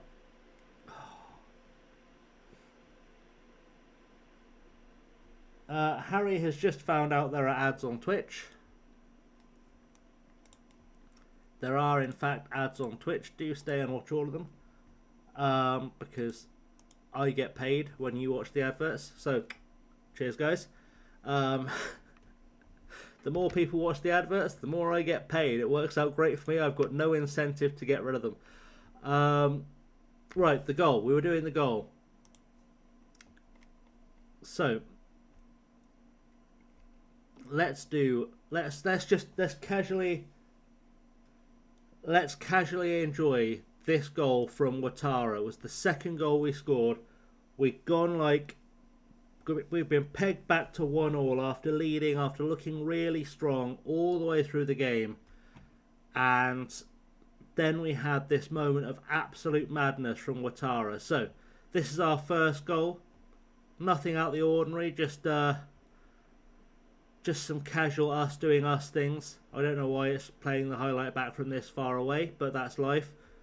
Just us doing us things. That's all we really do, just us doing us things here. Let's skip it forward. Why not? Skip it forward, right. So, yeah, our first goal, we're not doing that. We'll go to there, and let's just watch Ouattara's goal. So they've already equalised. This is Ouattara's goal. Let's just take a moment to fully appreciate just how absolutely stunning this goal was from a guy who is one grey star in his position.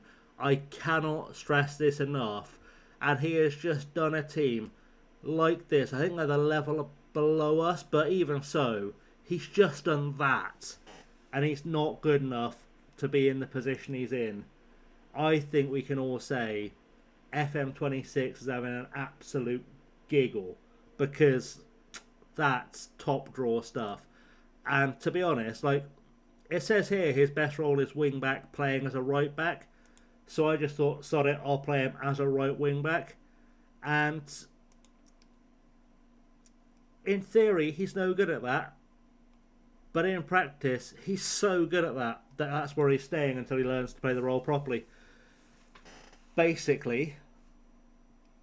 And now we've got a game coming up against Morecambe, which is wild. Where are Morecambe in the table? Just below us. Just below us. Excellent stuff, though. And let's... I always forget if I've got transfer business ongoing. Liam, thank you very much for the sub. Much appreciated. Heroic work.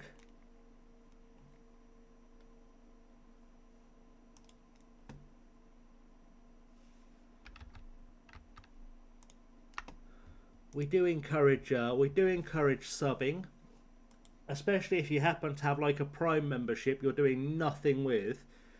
You should feel free to just casually use that to Prime sub, and then I get paid and you get, I think, ad-free something. I think, maybe. I don't know how. Honestly, I don't know how it works. I'm just saying things work. We're going to assume that's how things work. I'm still learning. We do encourage subbing here. We also encourage doming, topping, bottoming. I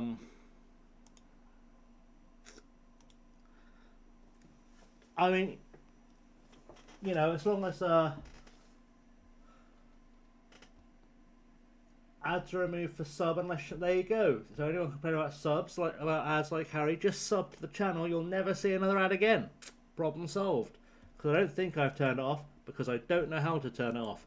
So presumably, if it's on as the default, then that's what happens. Freddie Finley's come in, and I didn't really look at him before he came in.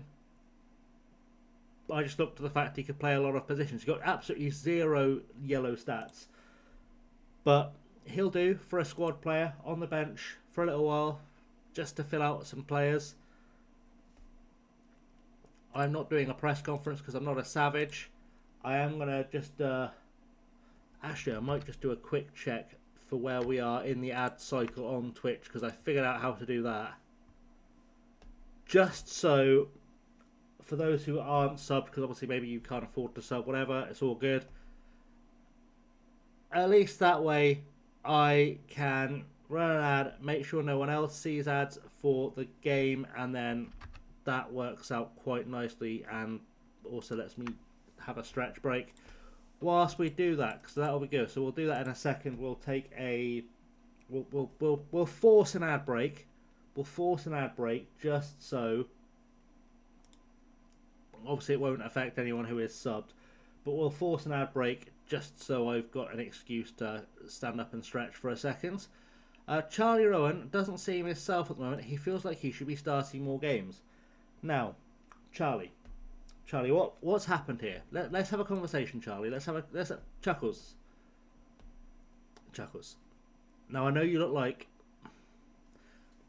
a poor man's Ryan Gosling, and I understand here, but the reason you're not playing is because I gave you a chance in the league, and you got a 6.3 rating, and you were responsible for us conceding at least 2 goals, which is why you're on the transfer list. So perhaps just shut the fuck up. I hope that answers all your questions. Okay, good. That didn't help at all. Excellent. 3 months Discord Nitro. Beautiful. Beautiful. That's what we love to see. There you go. Even more benefits to dropping your random Prime sub that we all forget we have on the channel to help out. I can't drop my Prime sub on my own channel, so my Prime sub is currently, I believe, on Ank's channel. Just because I was watching Ank when I got the notification, I was like, well, if Amazon want to pay someone for what I'm already paying for, then I'll give it to the person I'm enjoying watching at the moment. So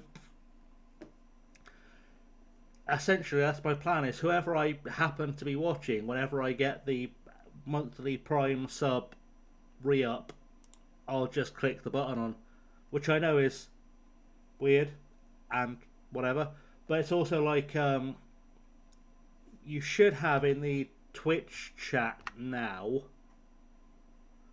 I feel like such a shill doing this, but you should have, if you look in the Twitch chat, the option to use bits now. There should be bits down there.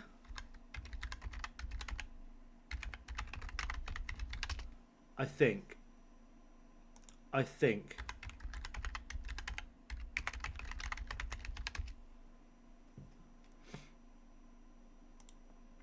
It's not letting me into Twitch, which is lovely. Let's get into Twitch properly, so I can see chat. So yeah, you should have the option in Twitch right now to use channel points. And so, for those who don't know, I haven't updated the channel rewards yet because I need to sit down and figure it out. I'm going to do some graphic-y stuff with it. Don't panic. I mean, possibly do panic. My graphical skills are not renowned.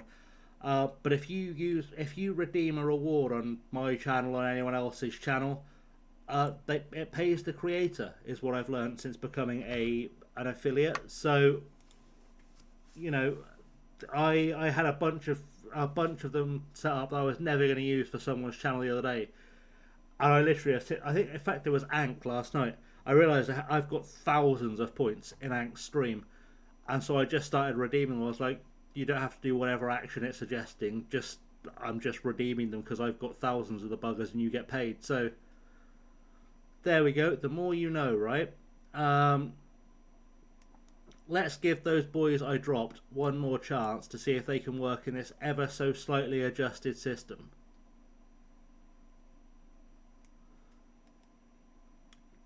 Just give them a chance, and then we'll take Myers off the bench, and we'll put Lucy Lawless on. How much do I make from Twitch, Harry?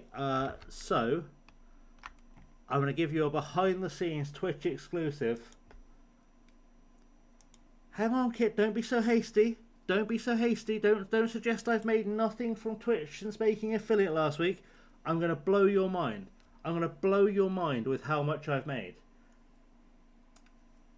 I will blow your mind. Let me put this on the old browser that I can show you. Oh, they've sent me nothing, but never let it be said that I failed as a streamer, right? Because I have made the biggest bucks, and when they pay out, we're all going to have a party. But I do have to be able to get into Twitch first, which is a problem because it's being a pain. Come on. Oh, why do you want me to enter my friggin' passwordy thing from everywhere?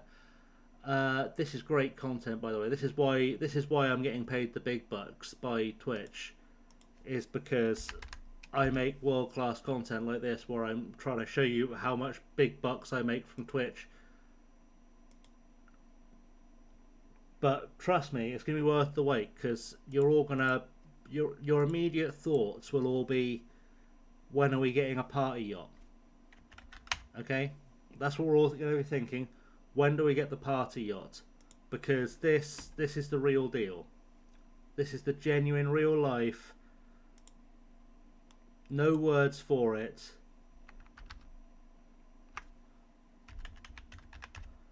This is how much. Oh, it wants me to bloody use an authenticator. No, we're going to use a text instead. Come on.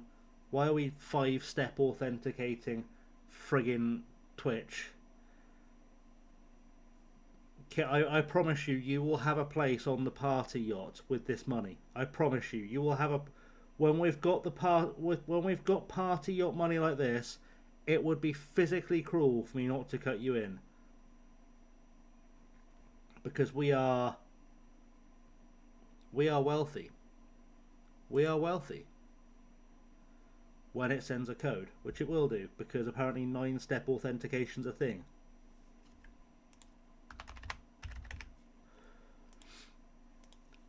I just want to say though, this won't change me. This wealth won't change me.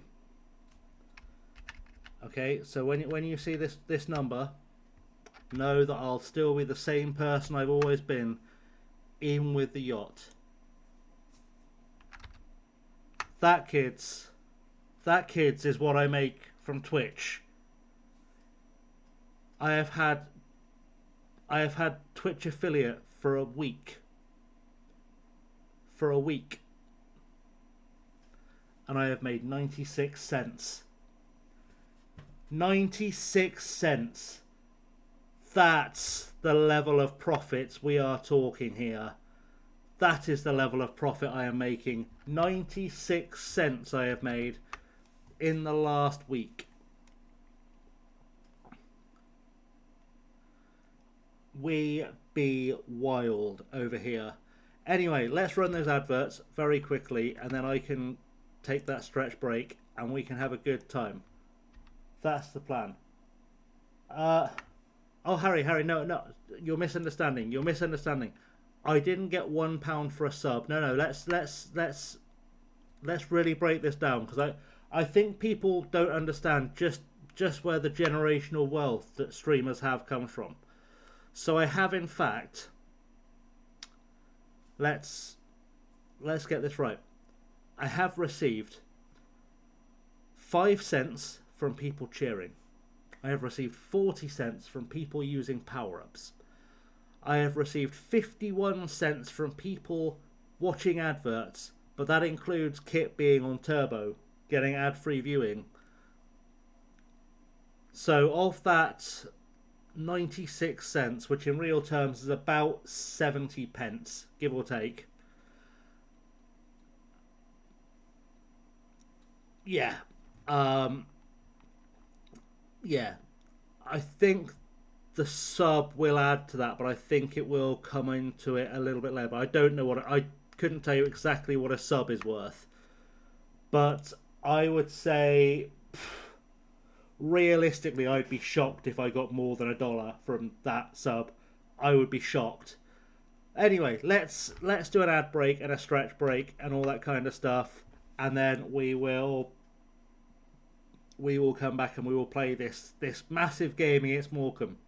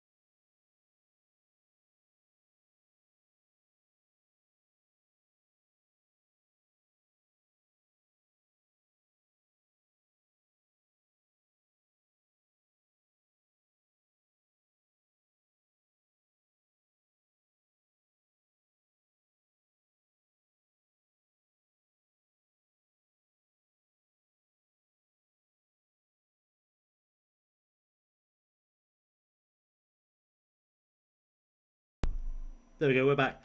So I realise I make jokes about the earnings actually, but I should perspective. Oh, that's not too bad, Liam. That'll work. And appreciated. Kyle says, "Who is your right wing?" Because I might be using him too, which is kind of funny. That's Stan Flaherty is my right winger, Kyle. He's been absolute crap for me, to be honest. So, best of luck. So, talking about... sorry, we were just talking about what you make on Twitch. I was just thinking, so I've made 96 cents on Twitch thus far, which is, it's acceptable. 96 cents doesn't make me wealthy, but I was thinking, I only got made an affiliate on, Thursday last week? It wasn't even a week ago. It was like 3 or 4 days ago. So I suspect that actually making that dollar plus whatever Liam's sub works out as isn't actually the worst, considering I've only been an affiliate for less than a week, almost half a week. Yeah, Kyle, it is kind of a thing where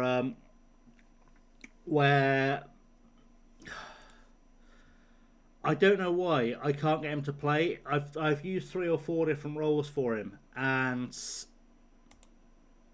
I can't get a performance out. But I'm also seeing that no matter who I put on the right wing or the left wing, for that matter, because Shay Cahill's been a bit shit too, I can't get performance out of them. I think this might be... $1 talking to the camera is pretty good. I've not been picking my nose. I've been scratching my nose because I'm coming down with a cold. I've been loosely wiping my nose because I've got a cold. But yeah, it's. I think this is the FM26 version of the FM24 bug where left backs just couldn't get a rating. Like, people forget, like, because FM24 was so much better than FM26 is, people have got those rose tinted glasses where they forget there were weird little bugs like this in FM24. Like, you just couldn't get a rating out of a left back. To the point where I actually, at one stage, was playing with a left wing back instead of a left back because they would at least get rated by the game. Harrison, I'm not taking my shirt off. That's not going to happen. That's just not going to be a thing that's going to happen. So that's fun. And yeah, we won't be doing that at all, to be honest. So no, that's what just happened. Anyway, thank you for that, Liam. Right, Elijah, I've just looked up and seen Elijah Briscoe's dead.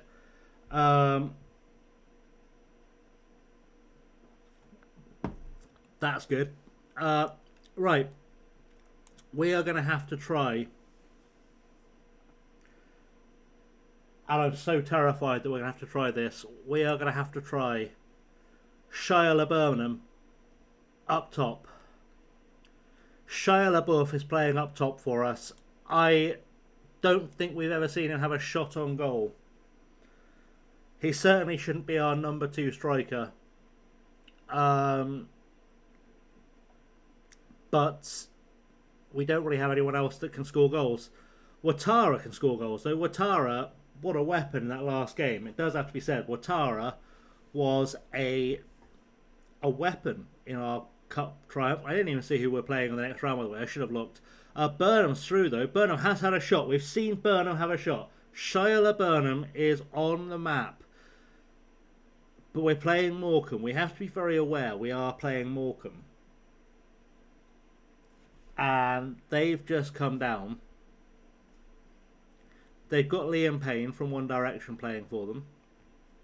I'll feel awful if that's the one that died, but it might be. That could be a Shia Burnham scored. That could have been a really bad taste joke, and I apologise if it was. But I can never remember which one is which from One Direction, except Harry Styles. I couldn't tell the rest of them apart. Oh, and Zayn, because he did a song with Taylor Swift. But otherwise, I couldn't tell you who any of the other ones are. And I know I've seen at least 2 of them live on various occasions, but I still couldn't tell them apart.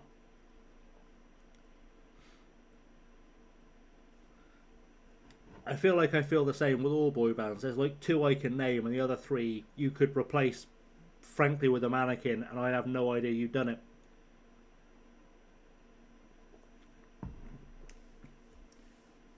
Why, thank you for the bits, Liam. Got to find a better way of saying that. That does sound like I'm soliciting. Although I have described myself as whoring myself out on Twitch recently too, so maybe it fits. We'll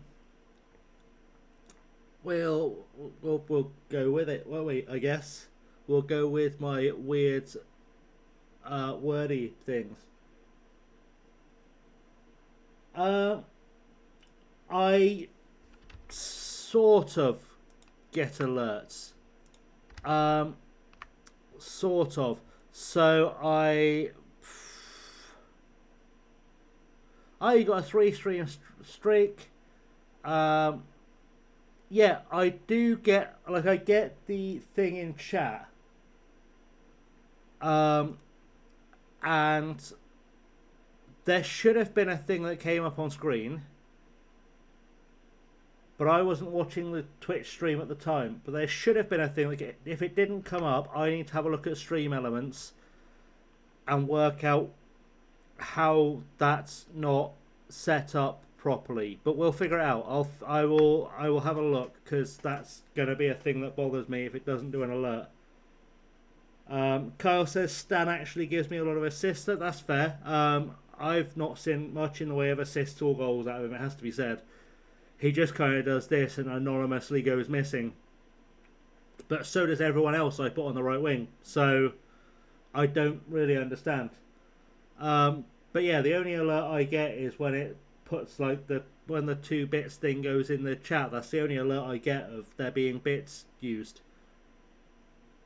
That was a rough cross. We're going to have to do something about this game. O'Sullivan's been a bit rubbish, hasn't he? That's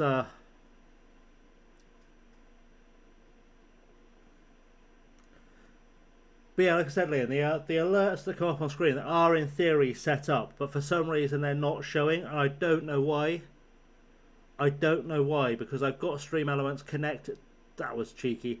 I've got Stream Elements connected to Twitch, but for some reason it's not generating them. So maybe I need to do the unthinkable and switch to Streamlabs. But I hate using OBS Streamlabs because it messes up how OBS works when you record. So I need to... I'm going to add it to my list of things to sit down and do tomorrow, because I'm going to do a lot of graphical work tomorrow, as well as recording the next Supermarine episode. I'm gonna do a casual borrow from Ank. I say a casual borrow from Ank, but we were talking about this last night, so it's not like she doesn't know that I was thinking about it. And do some lovely like on-screen graphics setup type displays, like Leo. I don't know if you've been with us on a raid to see Ank or not, but she has this lovely display for playing FM that I'd like to have like separate ones for streaming FM. And I would, I'll have to get you to teach me at some point, Kit, because I'm still trying to figure this out. Yeah, I'd love to have like a display, not obviously exactly this. I'm not going to completely rip off Ank, but I'd like to have some kind of visual elements on screen the way that Ank's got them, but like for each separate game. So it's ankle spelt like the bit of your leg, Lee. There you go, Kit's got you. It's a stunning visual setup. It's beautiful. What she's done with her channel is beautiful, and I'd like to have something like that I've built for every game we play. So like I would switch from this to a Zomboid thing, that our Zomboid setup that's got like a proper Zomboid theme to it. I think that'd be really cool. So like even if you come into the stream whilst I've got the Be Right Back screen on that I use, that you've all seen, because I put it up when I like take a cigarette break, or when when I'm setting up the stream properly or whatever, at least then you can visually see without having to read the stream title what I'm playing, because you'll get used to, oh, this is the Football Manager background, this is the Zomboid background, or oh, I've not seen this background before, what are we playing today, that kind of thing. Shia LaBeouf has scored twice. Crazy.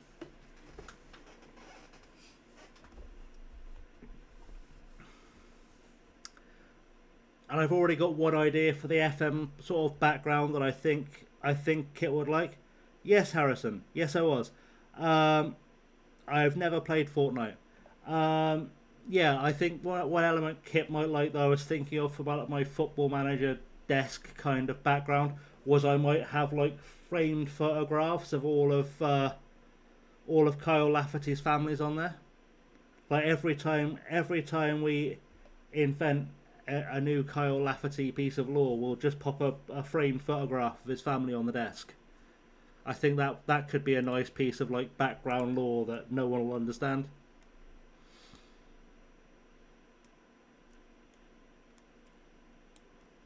Because if you're gonna have a channel meme, you may as well push it to its logical, natural conclusion. It's really nice being able to use Chapman on the left-hand side, because I'm not worried about right back anymore. Flaherty is coming off for Pavey. That's going to be a thing. And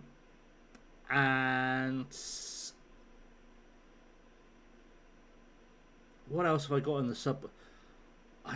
I'll put Shooter on for Frimpong just because he's tiring. And Shooter did really well when we put him there last time. And that's all 5 subs. I hate that they don't put the sub logo. I apologise to those of you who are watching adverts on Twitch, who are not watching adverts on Twitch. Basically, I'll be apologising to people who are seeing adverts on Twitch right now because I was doing things while they were watching adverts. Because I have an unsubbed stream up on my TV so I can see chat and I can see when we're in adverts. Anyway, welcome back to those who just did adverts. We've made some subs largely for fitness, just to see things through to the end of the match. And this one looks like it's more or less over with, and we might have another new hero. Like we've just discovered that Ouattara is a bit of a hero. We've also got Shia LaBurnham, who scored twice, coming off the bench, having not done anything before, replacing Elijah. I think we're all right now, and Ouattara's on another run. Can he set up a third goal for us? Because that would be magical if he could. Sangare's put it forward. For those of you who love a bit of random trivia, Sangare means blood, and Musquay means goal. He's just scored past us. It probably doesn't really mean goal. I don't speak whichever language that comes from. He's Zimbabwean, so possibly Afrikaans? Possibly? I know it's wild that I know he's from Zimbabwe, but not what language they speak in Zimbabwe.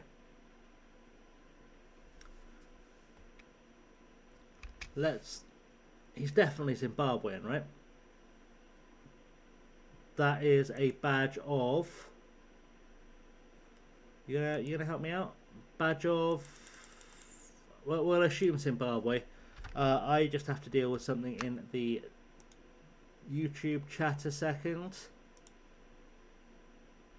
because that's not going well. Bear with.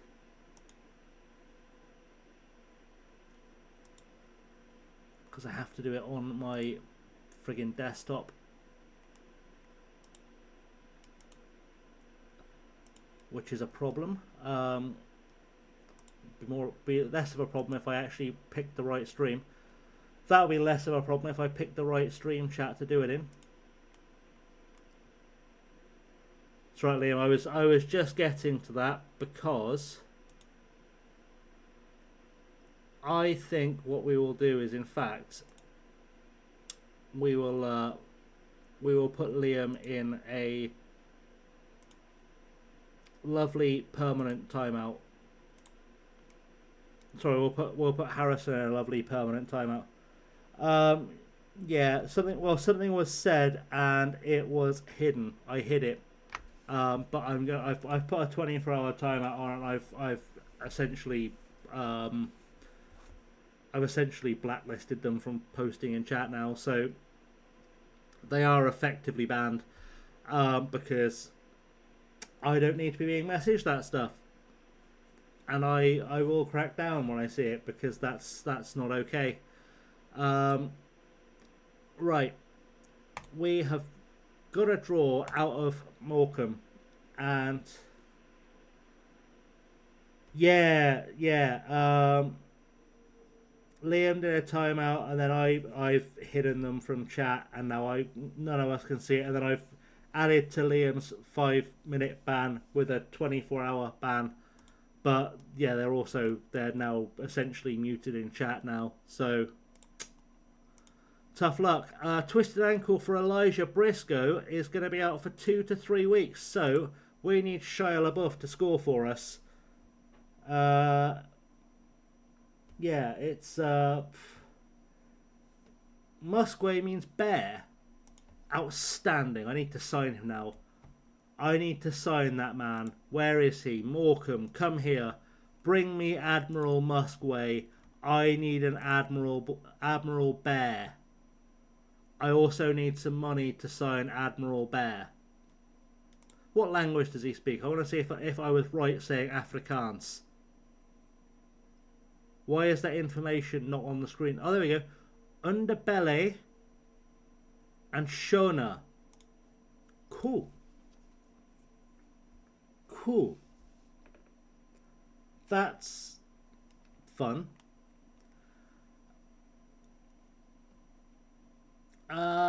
We have an option to offer. To be honest, we're never going to see him play, so I probably don't need to do a press conference for him. I know he'll feel sad, but frankly, we're a Southern League side, sorry, National League North side. One person was going to shit, but hey, here's our new player. Be nice to him, thanks. Like, pointless. We've got to play Macclesfield next. And then we've got an FA Cup tie against Welling, which is pretty strong. It is pretty... Yeah, Admiral Bear is a sick name. I am a collector of teddy bears, and I don't have an Admiral Bear, and now I want one. I don't even know if such thing exists. It might not exist, but let's have a look. Oh. Okay. I know those of you who have come to watch Manly Football Manager content, this is not what you tuned into the stream for. And no, Katie, you cannot self-promote here. But can we just take a moment to... I mean, you can if you're a mod, but otherwise, no. Can we just take a moment to super appreciate how friggin' adorable this is? Just... how fucking adorable is that? How cute is that? I want Admiral Bear. I want Admiral Bear in my life. And Admiral Bear may be becoming part of one of my backdrops. Exactly Paddington's French cousin, but so cute. Am I right? Like, we may have on our desk Admiral Bear as a channel mascot. We'll add that to the meme pile. That would be nice for us. We'll have an Admiral Bear. Katie, I don't need to grow up because it's okay to enjoy things, and I'm not 60, so it's fine. Wowzers, Katie's burning through her burner accounts today. That's apparently the plan. Just going out to burn all the burner accounts.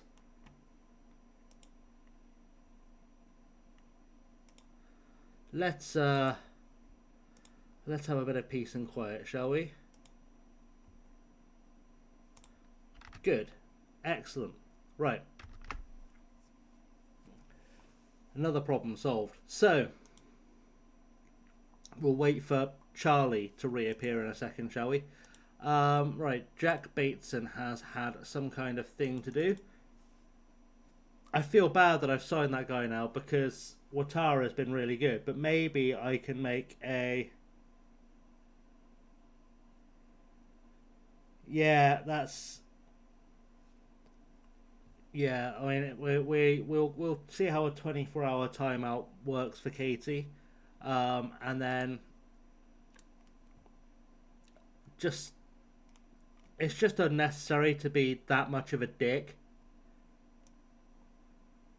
Like, I've given Katie a lot of leeway because I was working on the assumption that either English was her second language or that there was some kind of learning difficulty at play. But there does come a time where you just have to sort of realise that it is just possible that Katie's a dick. And if you tolerate people being dicks for too long, then they'll think they can get away with it all the time. And I refuse. Like I said, I'll give people the benefit of the doubt while I'm not sure. But once I'm certain you're just being a dick for the sake of being a dick, you can go and just never come back. I don't care. Life's too short. Like, the reason you're on Twitch being a dick to people is because everyone thinks you're a dick in real life, so they won't talk to you, so you've got no friends. Which I know is harsh. I've just kind of gone in two-footed on them, but I don't think it's unfair.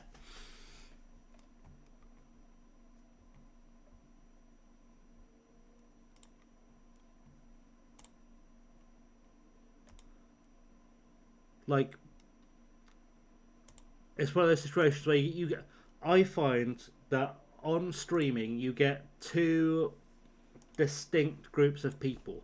You get people who are interested in whatever you're playing, and possibly you as a streamer, and they just want to get involved, and they just want to enjoy, and they just want to watch and have fun, a bit of a laugh and chat and all that kind of stuff, and kind of participate and just have all that fun back and forth kind of banter as best you can through chat to a streamer.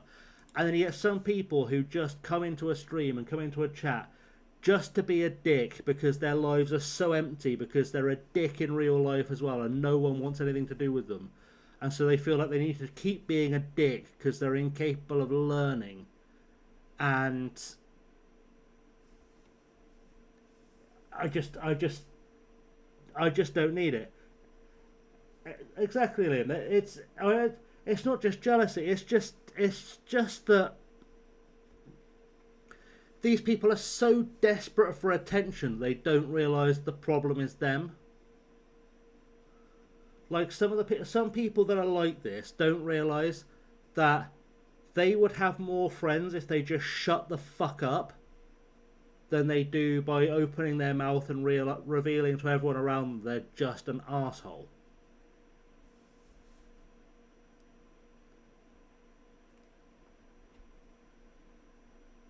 But anyway, that was my little rant for the day on being nice. I hope we all enjoyed it. Thank you for coming to my TED Talk on Don't Be a Dick. That was a lovely little backheel to Anton Dvorak, who I love is playing for Macclesfield, by the way. Anton Dvorak is a player I'm so sad didn't make it at Swindon because I thought he was really good. That's a great save by Halliday.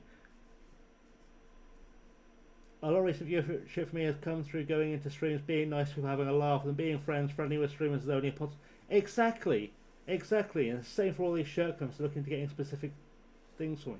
Yeah, that's the thing, Kit. That really is what it comes down to. Like, and I think it's especially important as well. Like with streamers and with content creators in general as well. I think it's a little bit different as well because we all know the grind. Like, we all know the behind the scenes shit we're dealing with. So it doesn't help any of us to go in and like just be dicks to each other, because also you never know when you're going to have like that moment as well where like you come up with an idea for some piece of content, either streaming or recorded or whatever, and you think, oh, that person will be really good to work with, and then you look and you go, okay, but last time we interacted I was a dick and now they want nothing to do with me, and now the perfect person for that piece of content is not on my radar. I don't understand the reason people just go around being dicks, but that is by the by. Although also I will say, I did have this spark last night that I may have a chat with Ank to see if we can make happen, because I think I may have subtly, subliminally encouraged Ank that she needs to get zomboid, and I think we should go zombie farming because Ank has the farming knowledge and I like killing zombies. Yeah, going in and being a dick if it's appropriate or if it's an inside joke or whatever, it's fine. Like, I will occasionally go into Orion TV's streams. We'll occasionally raid him, and like we can have banter, and it's fine because like we're both the type of people who can throw banter back and forth and get away with it. But it's also very clear where the line is between what is banter and what is you're just being a dick for the sake of being a dick. I've got to stick Ben Chapman in it right back again, and I hate it. Vestendorf's got to go up top as well. Why are we so bad every other game? It's literally like clockwork. Every other game, we just turn into utter dog shit. It's genuinely wild. Genuinely is wild. Well, see, we've got another one. At this rate, Kit, we could have an entire server of us able to do some kind of crazy online stream. Maybe we can like go into Zomboid, try and follow my thought process. We can go into Zomboid. We can not only kill some zombies, but we can use the fact that it has the immersive sandbox building system. We could build a football ground in Zomboid. I'm just throwing it out there.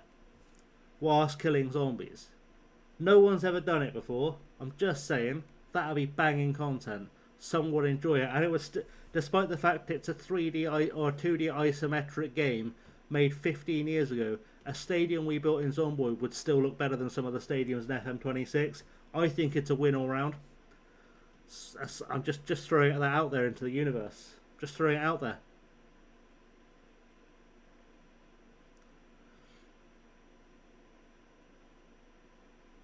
What was that goal? That came off both posts and not one person moved to do anything about that. Not one person. Like, Frimpong should have blocked that anyway. Has come off Halliday, it's hit the crossbar, it's trickled over the line, and Chapman's just stood there watching it. Like, for Christ's sake, mate, run back, hook your foot round it, whip it into the stands. I'm not going to say you don't need to learn first, Kip, but to be fair, you said I would last 15 minutes in Zomboid, and we're a few hours into our zombie run right now. I'm just, like, yes, we're on our second character, but they've both survived for give or take a week. So, I feel like I can help with the surviving.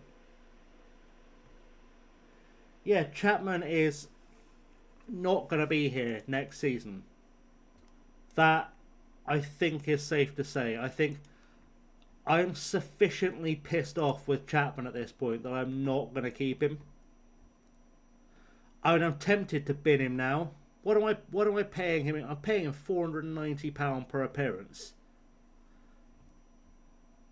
which realistically is what, 25,000 a year? Yeah, you know what, son? Get out. I'm sick of the poor performances. Get out, you're fired. And that's the end of that. I mean, I've got a guy. I've just brought in another right back, so I don't even have a reason to feel bad for doing that. You watch next stream, I'll be like, where did Chapman go? Because I'll completely forget that I sacked Chapman. But for now, I don't feel bad because he's been crap.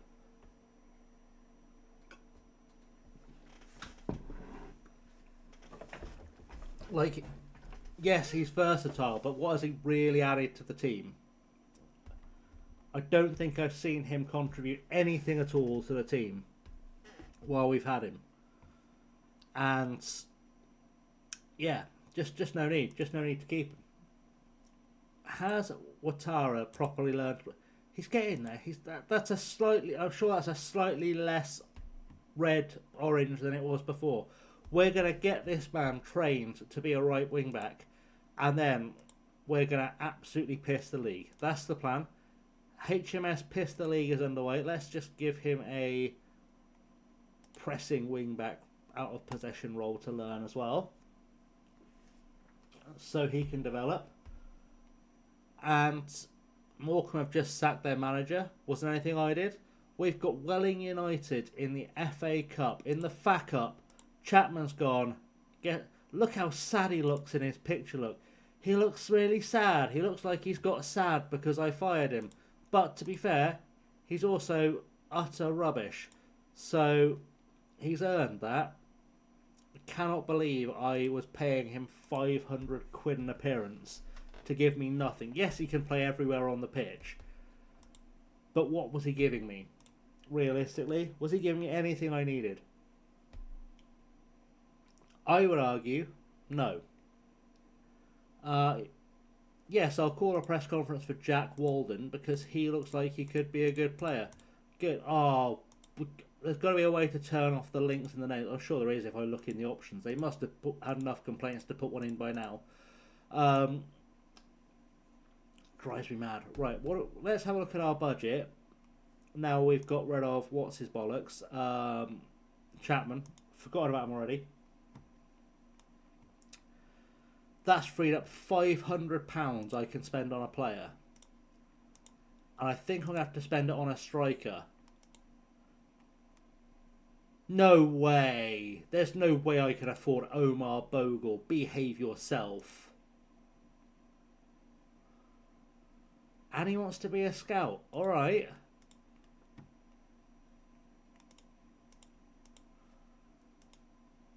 I would like to pay you a wage, if I may, please, buds. I've just freed up a lot of wage budget. If I could pay you a wage, that would be hunky-dory, quite frankly.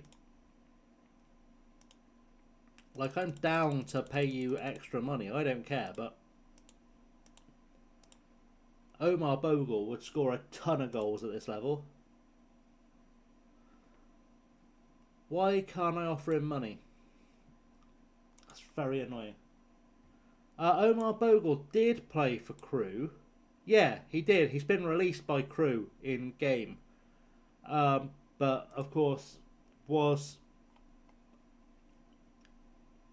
Well, it was his brother, wasn't it? It was his brother that played for Swindon. I want to say his brother. Is Jaden Bogle his brother? I don't know. I don't know. Okay, let's try and get Ronnie Stutter, because I know Ronnie Stutter will score goals. So I don't know why, after freeing up wage budget, it won't let me spend wage budget. That's because I've got Kean Pennant coming in.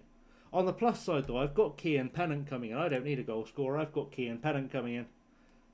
That will cover the gap up top. Quite. Oh, we haven't got Kean Pennant coming in because he signed for friggin' Eastleigh.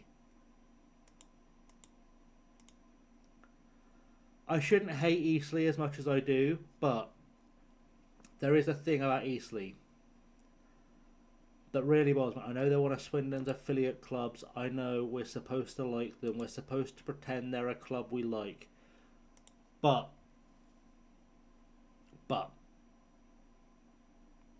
like half their board used to be invested in Oxford United. Solidly half their board used to be Oxford United investors. So absolutely fuck Eastleigh. They're just Oxford United's B team, and they can get fucked.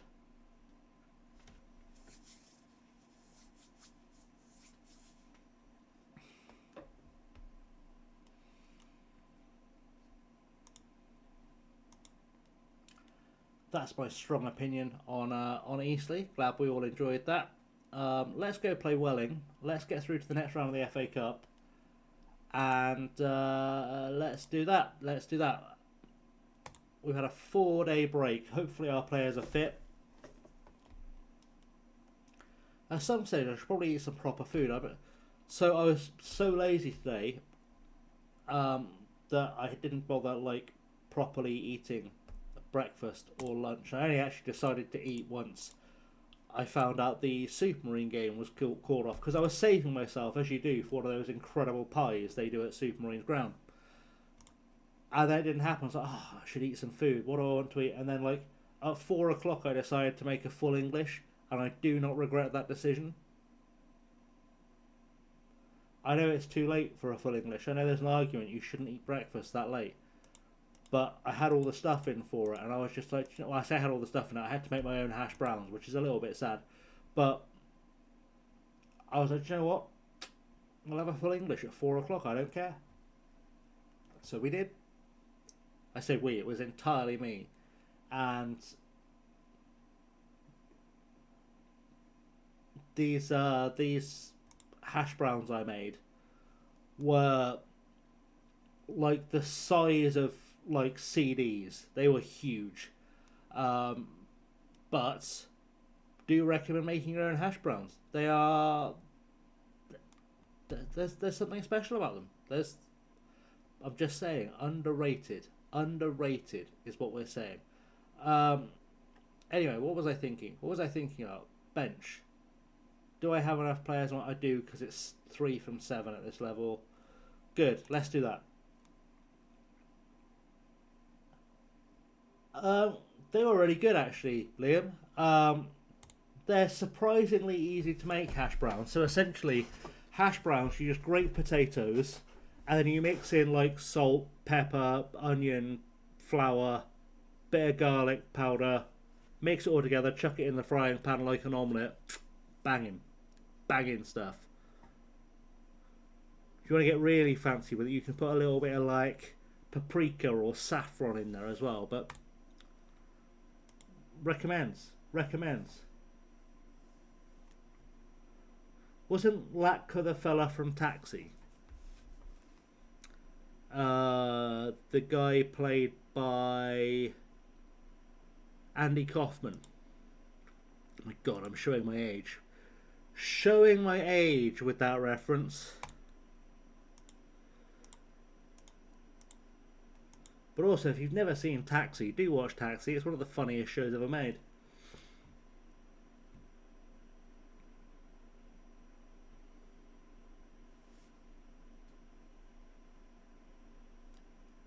There was an article the other day in the Express or Times, I don't know, one of the right-wing websites, that was talking about how Rotten Tomatoes says the greatest sitcom of all time is One Day at a Time on Netflix.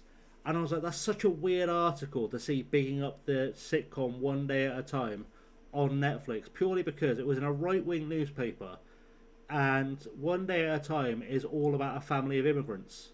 It's wild.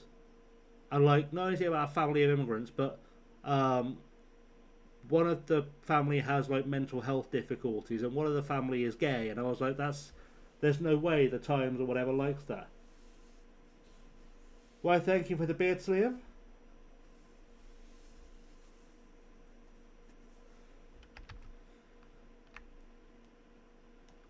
But yeah, I will say, One Day at a Time is factually probably in my top 3 or 4 favourite sitcoms ever, with Taxi and with Cheers, and possibly with Scrubs. Be a tough fight for a 5th place, but there we go. You saw... Hey Rich, how are you? Welcome to the stream. You saw people last week saying they hope the new Stargate isn't made woke, as if the original Stargate isn't woke. A lot of the times, I think the people who like to shout about everything being woke, A, don't understand what woke means, and B, never saw the original thing they were complaining about being woke in the first place, or not being woke in the first place. Like, I saw a review of the Star Trek Strange New World series, which I haven't watched yet, I just saw a review of, going, oh, they've made Star Trek all woke, and I was like, buddy, Star Trek, the original series of Star Trek, is about a fat guy from the Midwest travelling the galaxy fucking aliens.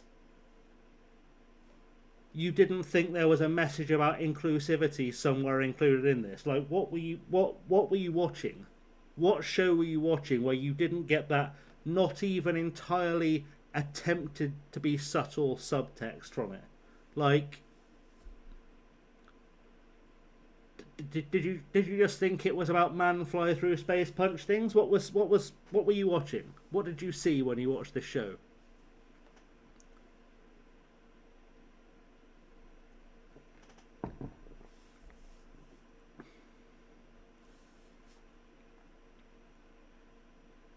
And like, I've also seen over the last 2 years, I've seen people calling Bake Off woke. And I'm like, Bake Off's 3 gays making cakes, or 3 gays judging 10 gays making cakes. It was always pretty woke. I've seen them call Queer Eye friggin' woke. Like, duh. Also, what the fuck was that defending? On a completely different note, what the fuck was that defending? But yeah, it's wild.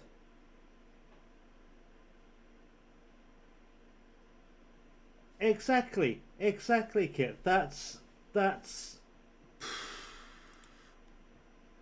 honestly, these people,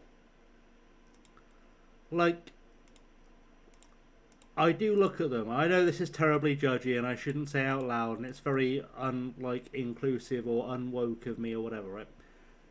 Which is not me doing the preface like I'm not racist, but you look at the people who use woke to mean I just don't like that, and they're all like fucking 65. They're all white. All their family and friends fucking hate them.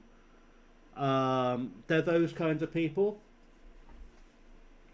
And I just think, like, nothing made by artists, nothing in the media is for you because you're not smart enough to appreciate it. Like, these are the kind of people who would look at, like Monet's friggin' water lilies, and they go, oh, it's a nice painting of flowers. Like, there's no commentary there at all. It's genuinely wild. It's genuinely... These are the kind of people who watch Steven Seagal films and still don't understand the subtext of a Steven Seagal film.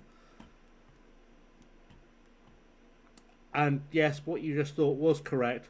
There's subtext to a Steven Seagal film? No, there isn't. There's no subtext at all. It's just a fat racist that can do martial arts badly, punching people for being brown. I keep getting caught out by there only being 3 bastard substitutes in this bloody league. Or in the cup at this stage. Every time it gets me.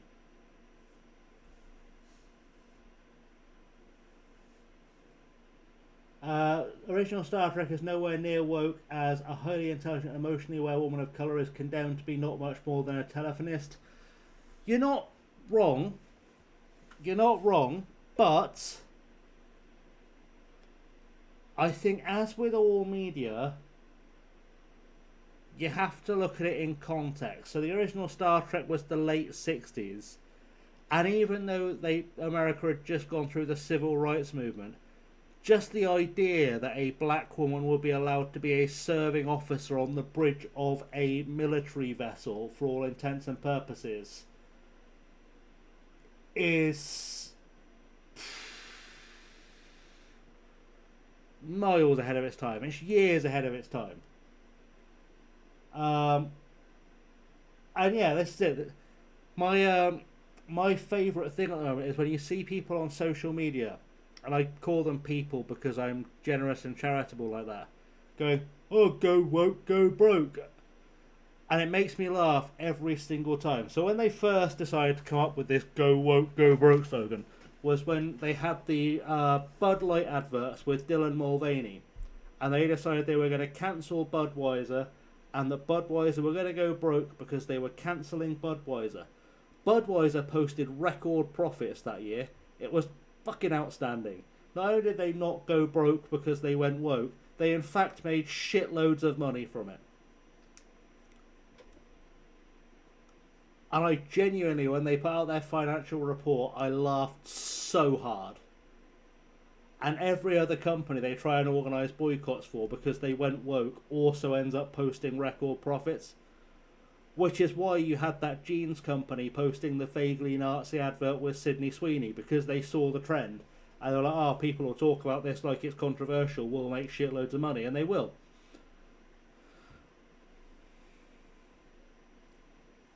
You know, this has got very deep for a Monday night, hasn't it? It's a very deep adult conversation. We're usually making jokes about Kyle Lafferty having 12 families, and we've got in deep. Not deep into the goal scoring though, because we're about to go out the FA Cup. Someone score a bastard goal. Anyone score a goal. Come on, over into the box. There we go. Chucks a Coley understood the assignment. Exactly, Rich. Nichelle Nichols, I'm so glad she was talked out of quitting, just because she's so iconic as well. Like, the power that she had in that role for that time was unreal.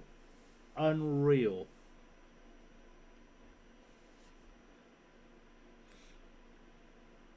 And yet, despite how entirely overtly progressive Star Trek was, even for its time, oh, for fuck's sake, we've got out the cup.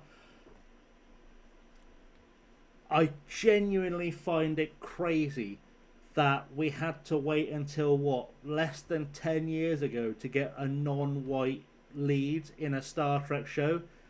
And even then, because America still hasn't properly joined the 21st century yet, she wasn't a captain. Just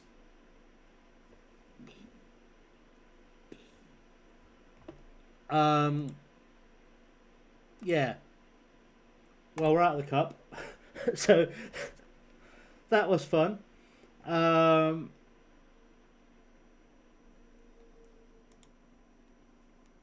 Right. We're out the cup, but we've made £2,000. Let's see how that's affected our finances. I bet we're still... That number has never been a million plus before.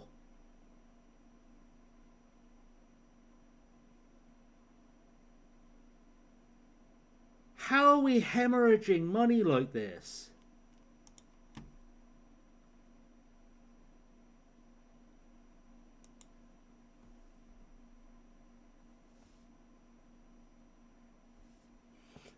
Yeah, exactly, Kit. Doctor Who did have similar timing for a non-white and female lead, but what I will say is that Star Trek did at least have the courage to have a female lead in the 90s, even though I fucking hated Janeway because she annoys the piss out of me. They at least got there in the 90s, but the fact it took them 60 years to give us Michael Burnham, and she still wasn't even a captain. I can't. I don't understand. What do I think of Strange New Worlds? I haven't actually watched Strange New Worlds yet. I am going to sit and start watching it this week. I have only just got Paramount Plus. I'm going to spend my 50 cents of friggin' Twitch earnings wisely.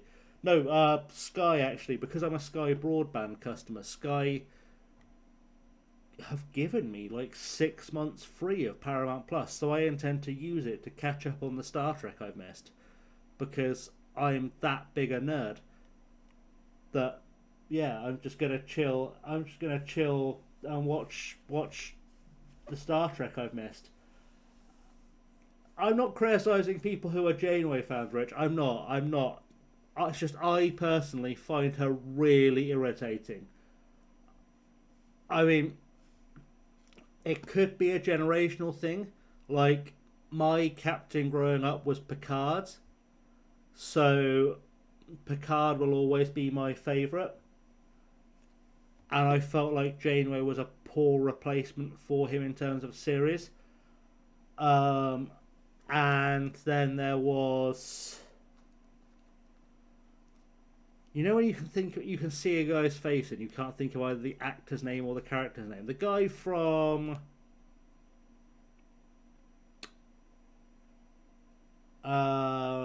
Enterprise? The guy that was in Quantum Leap. Anyway, I thought he was decent, but yeah, I could never get my head around Janeway.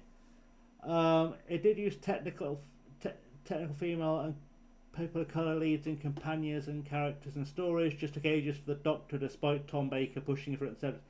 And that's the thing. The trouble is that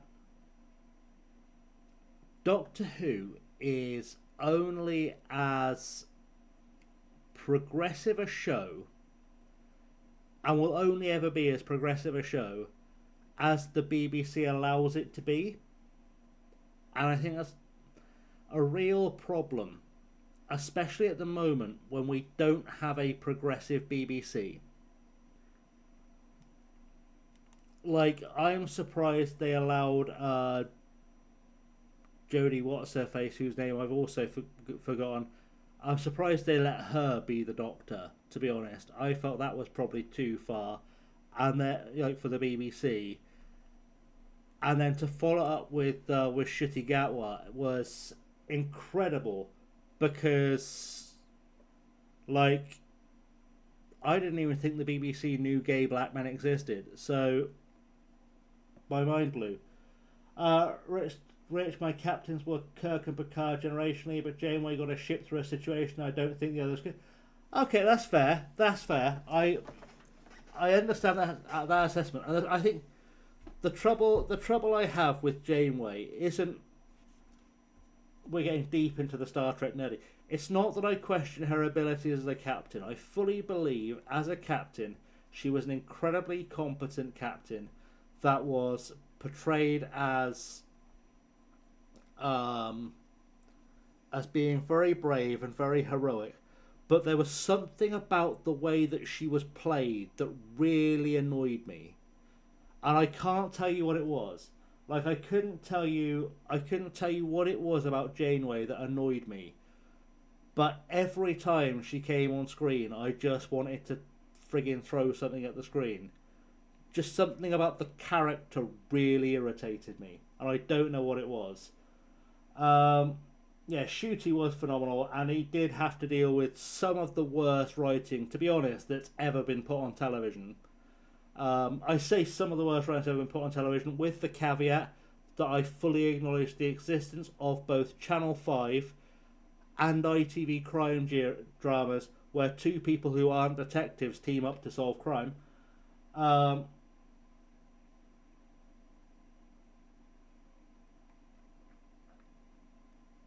I didn't really have a detailed view on Gatwell, apart from the fact that I thought it was a fantastic choice to be the Doctor. Genuinely thought he was a brilliant choice to be the Doctor, but I also knew it was never going to end well because A, the writing team at the time were absolutely appalling. Possibly the worst writing team ever allowed to run a show. And also because, like I say, the BBC will, like Doctor Who can only ever be as progressive as the BBC allows it to be, and they were never going to have any idea what to do with a gay black man as a lead. They were never going to have any idea what to do with that because everything about that description of a human being offended them. I don't know if I'd want the next 2 or 3 Doctors to be women. But I will say that if they're not going to let Alex Kingston finally step up and become the Doctor, as was the most logical thing to happen with that entire storyline, I would really, again, this will be controversial. I'm going to say it out loud, but it'll be controversial. I really want to see Gillian Anderson as the Doctor. I think Gillian Anderson would be a phenomenal Doctor, and I think they're really missing an opportunity by not just throwing the bag at her. Brought from our energy to role, fully agree. BBC were way too reliant on Disney, and Russell T Davies couldn't fully capture the magic. Yeah, I think Russell T Davies, I think the thing with him, aside from the fact that, honestly, he has been off the boil as a writer for a while. Like, the last thing he did that was good was... what was that bloody show called? Thank you for the bits, Liam. I'm just having a look up at what was the thing I saw that was really good that Russell T Davies did that was the last good thing I remember him doing.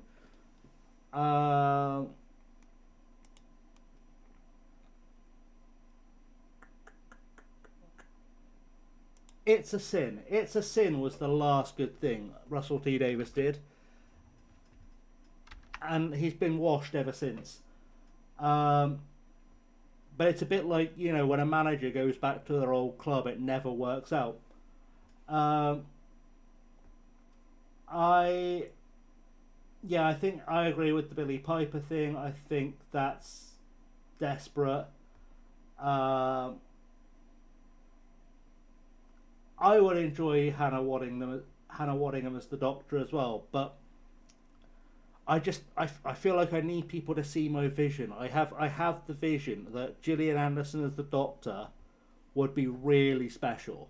Be really special. But they need to pull the trigger on it. Like, for them to make that work, she'd have to be the next Doctor. Like, you couldn't wait on her, because she's just about to turn 60. It's a very actiony role. I'm not sure how up for it she'd be beyond 60.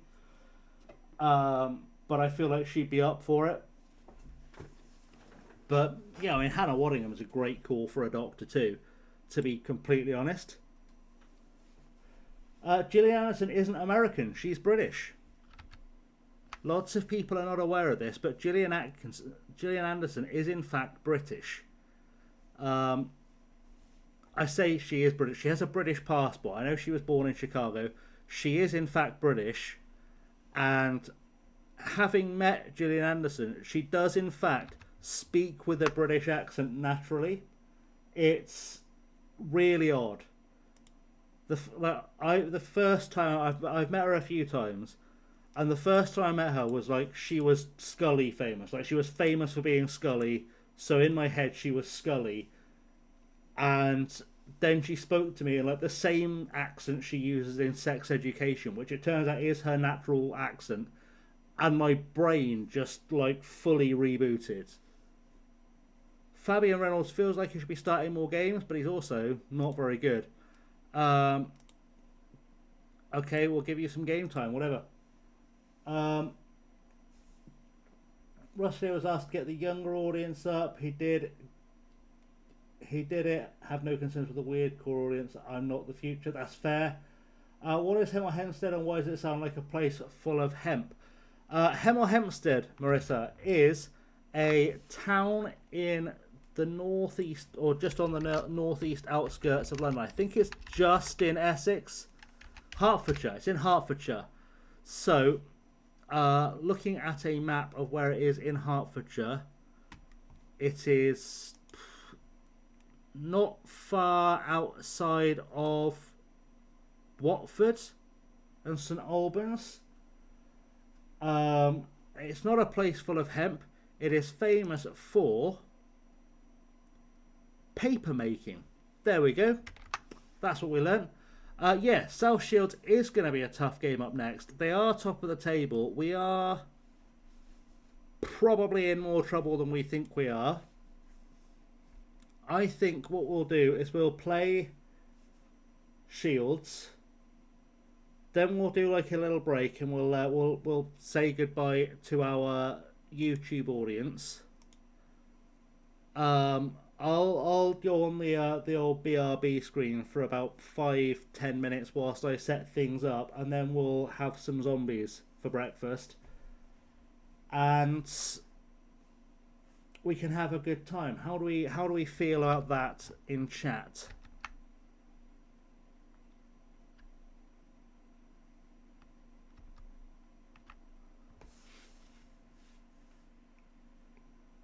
Good.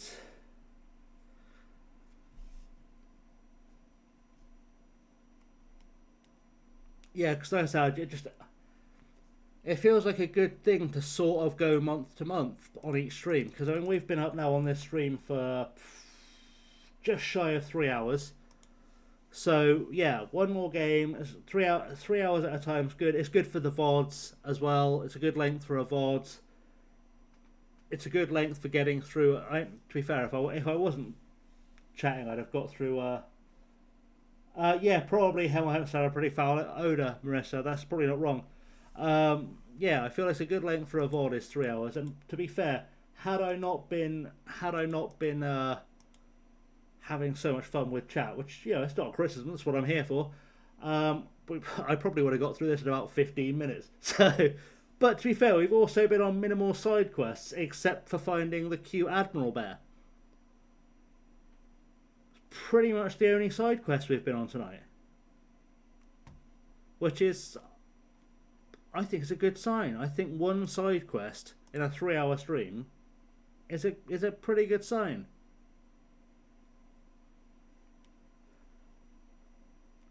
send an assistant to that because who cares? It keeps wanting to put Zach Braverman in goal. We've established that Zach Braverman is a shit goalkeeper. We've established he is not a good goalkeeper at all, never has been, and in fact never will be. I don't fully understand why they keep trying to make me play him.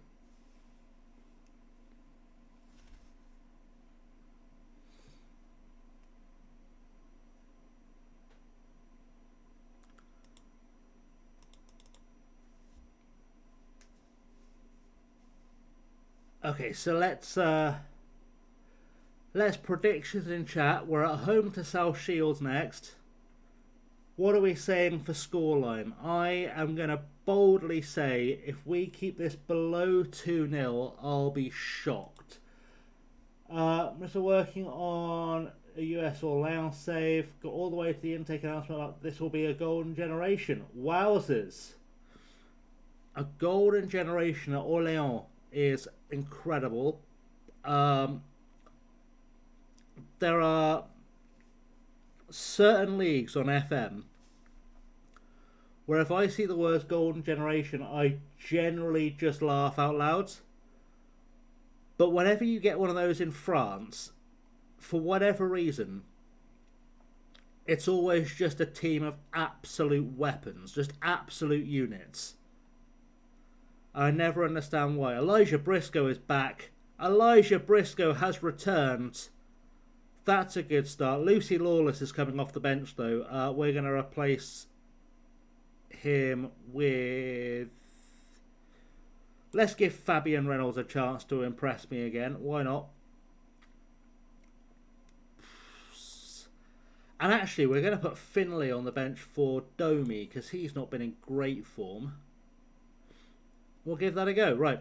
So Liam says 2-1 to us. It's a bold call, Liam. It's a bold call.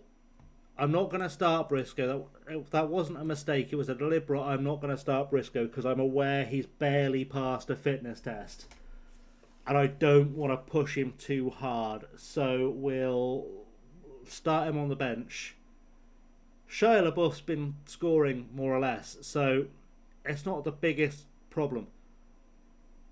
I was like, didn't Paul Blackett play for Newcastle? He didn't. Actually, he might have done. That might be a Newcastle player, just judging by the fact he's playing for Shields. But I think in my head I got him confused with Paul Drummett. The thing is, golden generation of third tier French women's football could be the youth. With the youth recruitment level, could mean anything from a pile of ATPA to literal weapon. It's true. It could. It could mean anything on that range. One thing I will say about women's football on FM, if I have one big criticism of it, it's that there is a very, very unnaturally broad gap between the top players and the other players.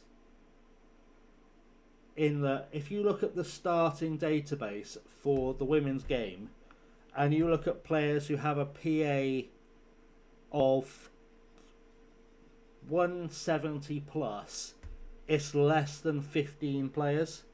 And if you do the same thing for the men's side of the game, it's like 500 or 600,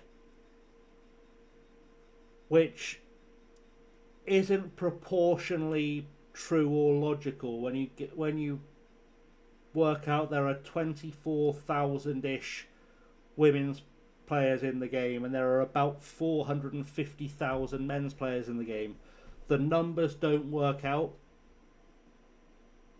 Like, I refuse to believe there are less than 20 women in the world who even have the potential, not just are currently, even have the potential to be world-class footballers by the metrics of the women's game. I refuse to believe that's true.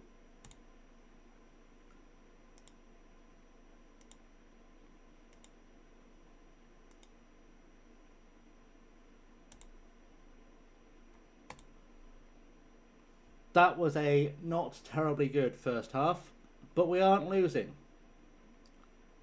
and it kind of flew by. It just kind of passed me by entirely. Cahill and O'Sullivan are not playing well. Flaherty's not playing well. Stop me if you've heard this before. Ouattara, for some reason, has now decided, now he's got some experience playing as a right wing back, that he doesn't want to do it anymore. Burnham's having a respectable game. It's still 0-0. I suspect we're all thinking largely the same thing here tactically as we get towards the hour mark. That it might be time as Flaherty comes through. Stan Flaherty, as I was just thinking I should take the boy off. Chapman has somehow infected him. Under the logic, Mathilde Bordeaux should be at least 15 to 20 CA higher to make the 24,000 logical from a 1 foot. Yeah, exactly. Exactly. That's the kind of logic that I'm going. And like, also, I know this is a thing that Ank would disagree with me on, but of those like 20 players who have genuinely world class potential in the game, like 2/3 of them are American, and the rest are kind of scattergunned across Europe. And like, while I don't disagree that the college system in the US is significantly better than anywhere else in the world for producing young players, blah blah blah blah blah blah blah blah blah, you open up the editor, you look at the PAs in the women's game on there, and you explain to me why there is not one Brazilian in the top 50 PAs. Because, I'm sorry, I refuse to believe that the nation that produced Marta cannot produce world-class female footballers. I refuse to believe it. It's just demonstrably not true.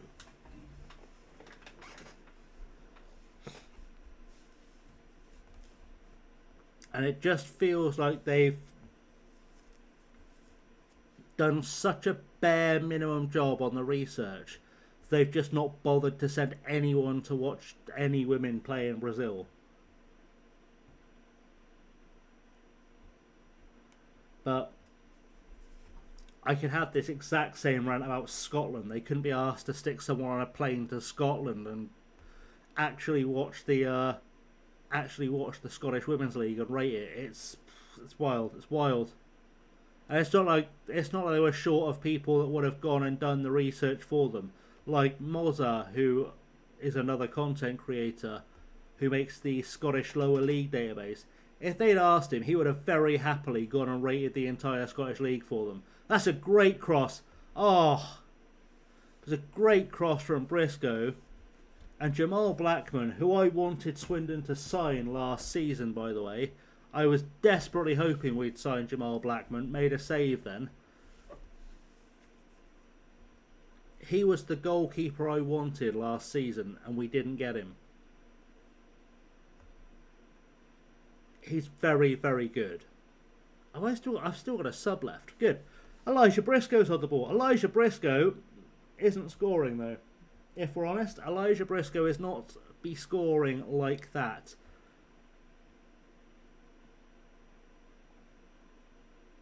He doth not be scoring in quite that way.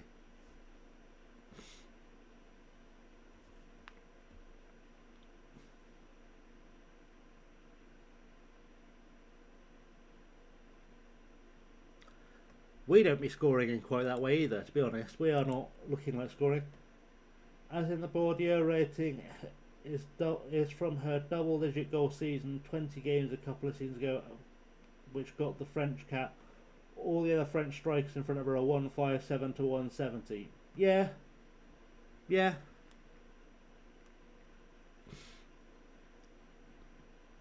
It's just wildly inconsistent as a rating system. That's the trouble I have with it. It's just wildly inconsistent as a rating system.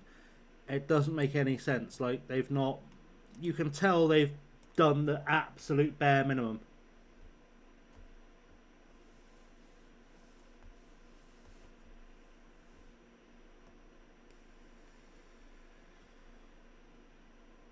I am aware Twitch is currently having an ad break. Obviously, I know a lot of you are not watching the ads because you have subs turbo slash whatever you're watching, but you know, I don't want anyone to feel like they're being left out of the conversation, as I should have checked. We had an ad break coming up, to be fair, before we started playing the game. You've missed nothing, to be entirely honest. I made a substitution and put Pavion on the right wing, because despite scoring, Stan Flaherty's been absolutely bobbins today. Absolute crap, as always. And now Blackett's through, and he's going to probably score a goal. He set one up, savage, and we came so close to beating Shields. Probably could have out 10 points to most without much consequence. It's true, you could. Wouldn't affect the game, would reflect the game a bit better. I cannot believe we've just conceded a 93rd minute equaliser.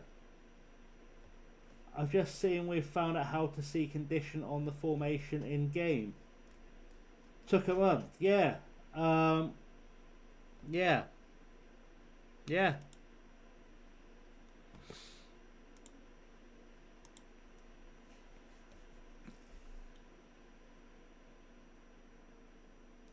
Okay.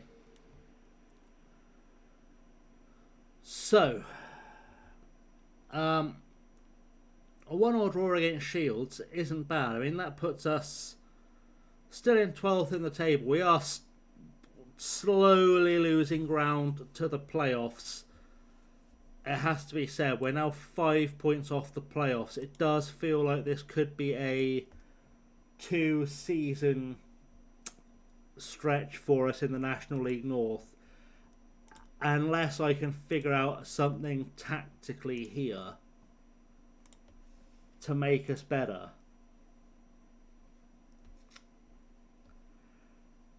There is an argument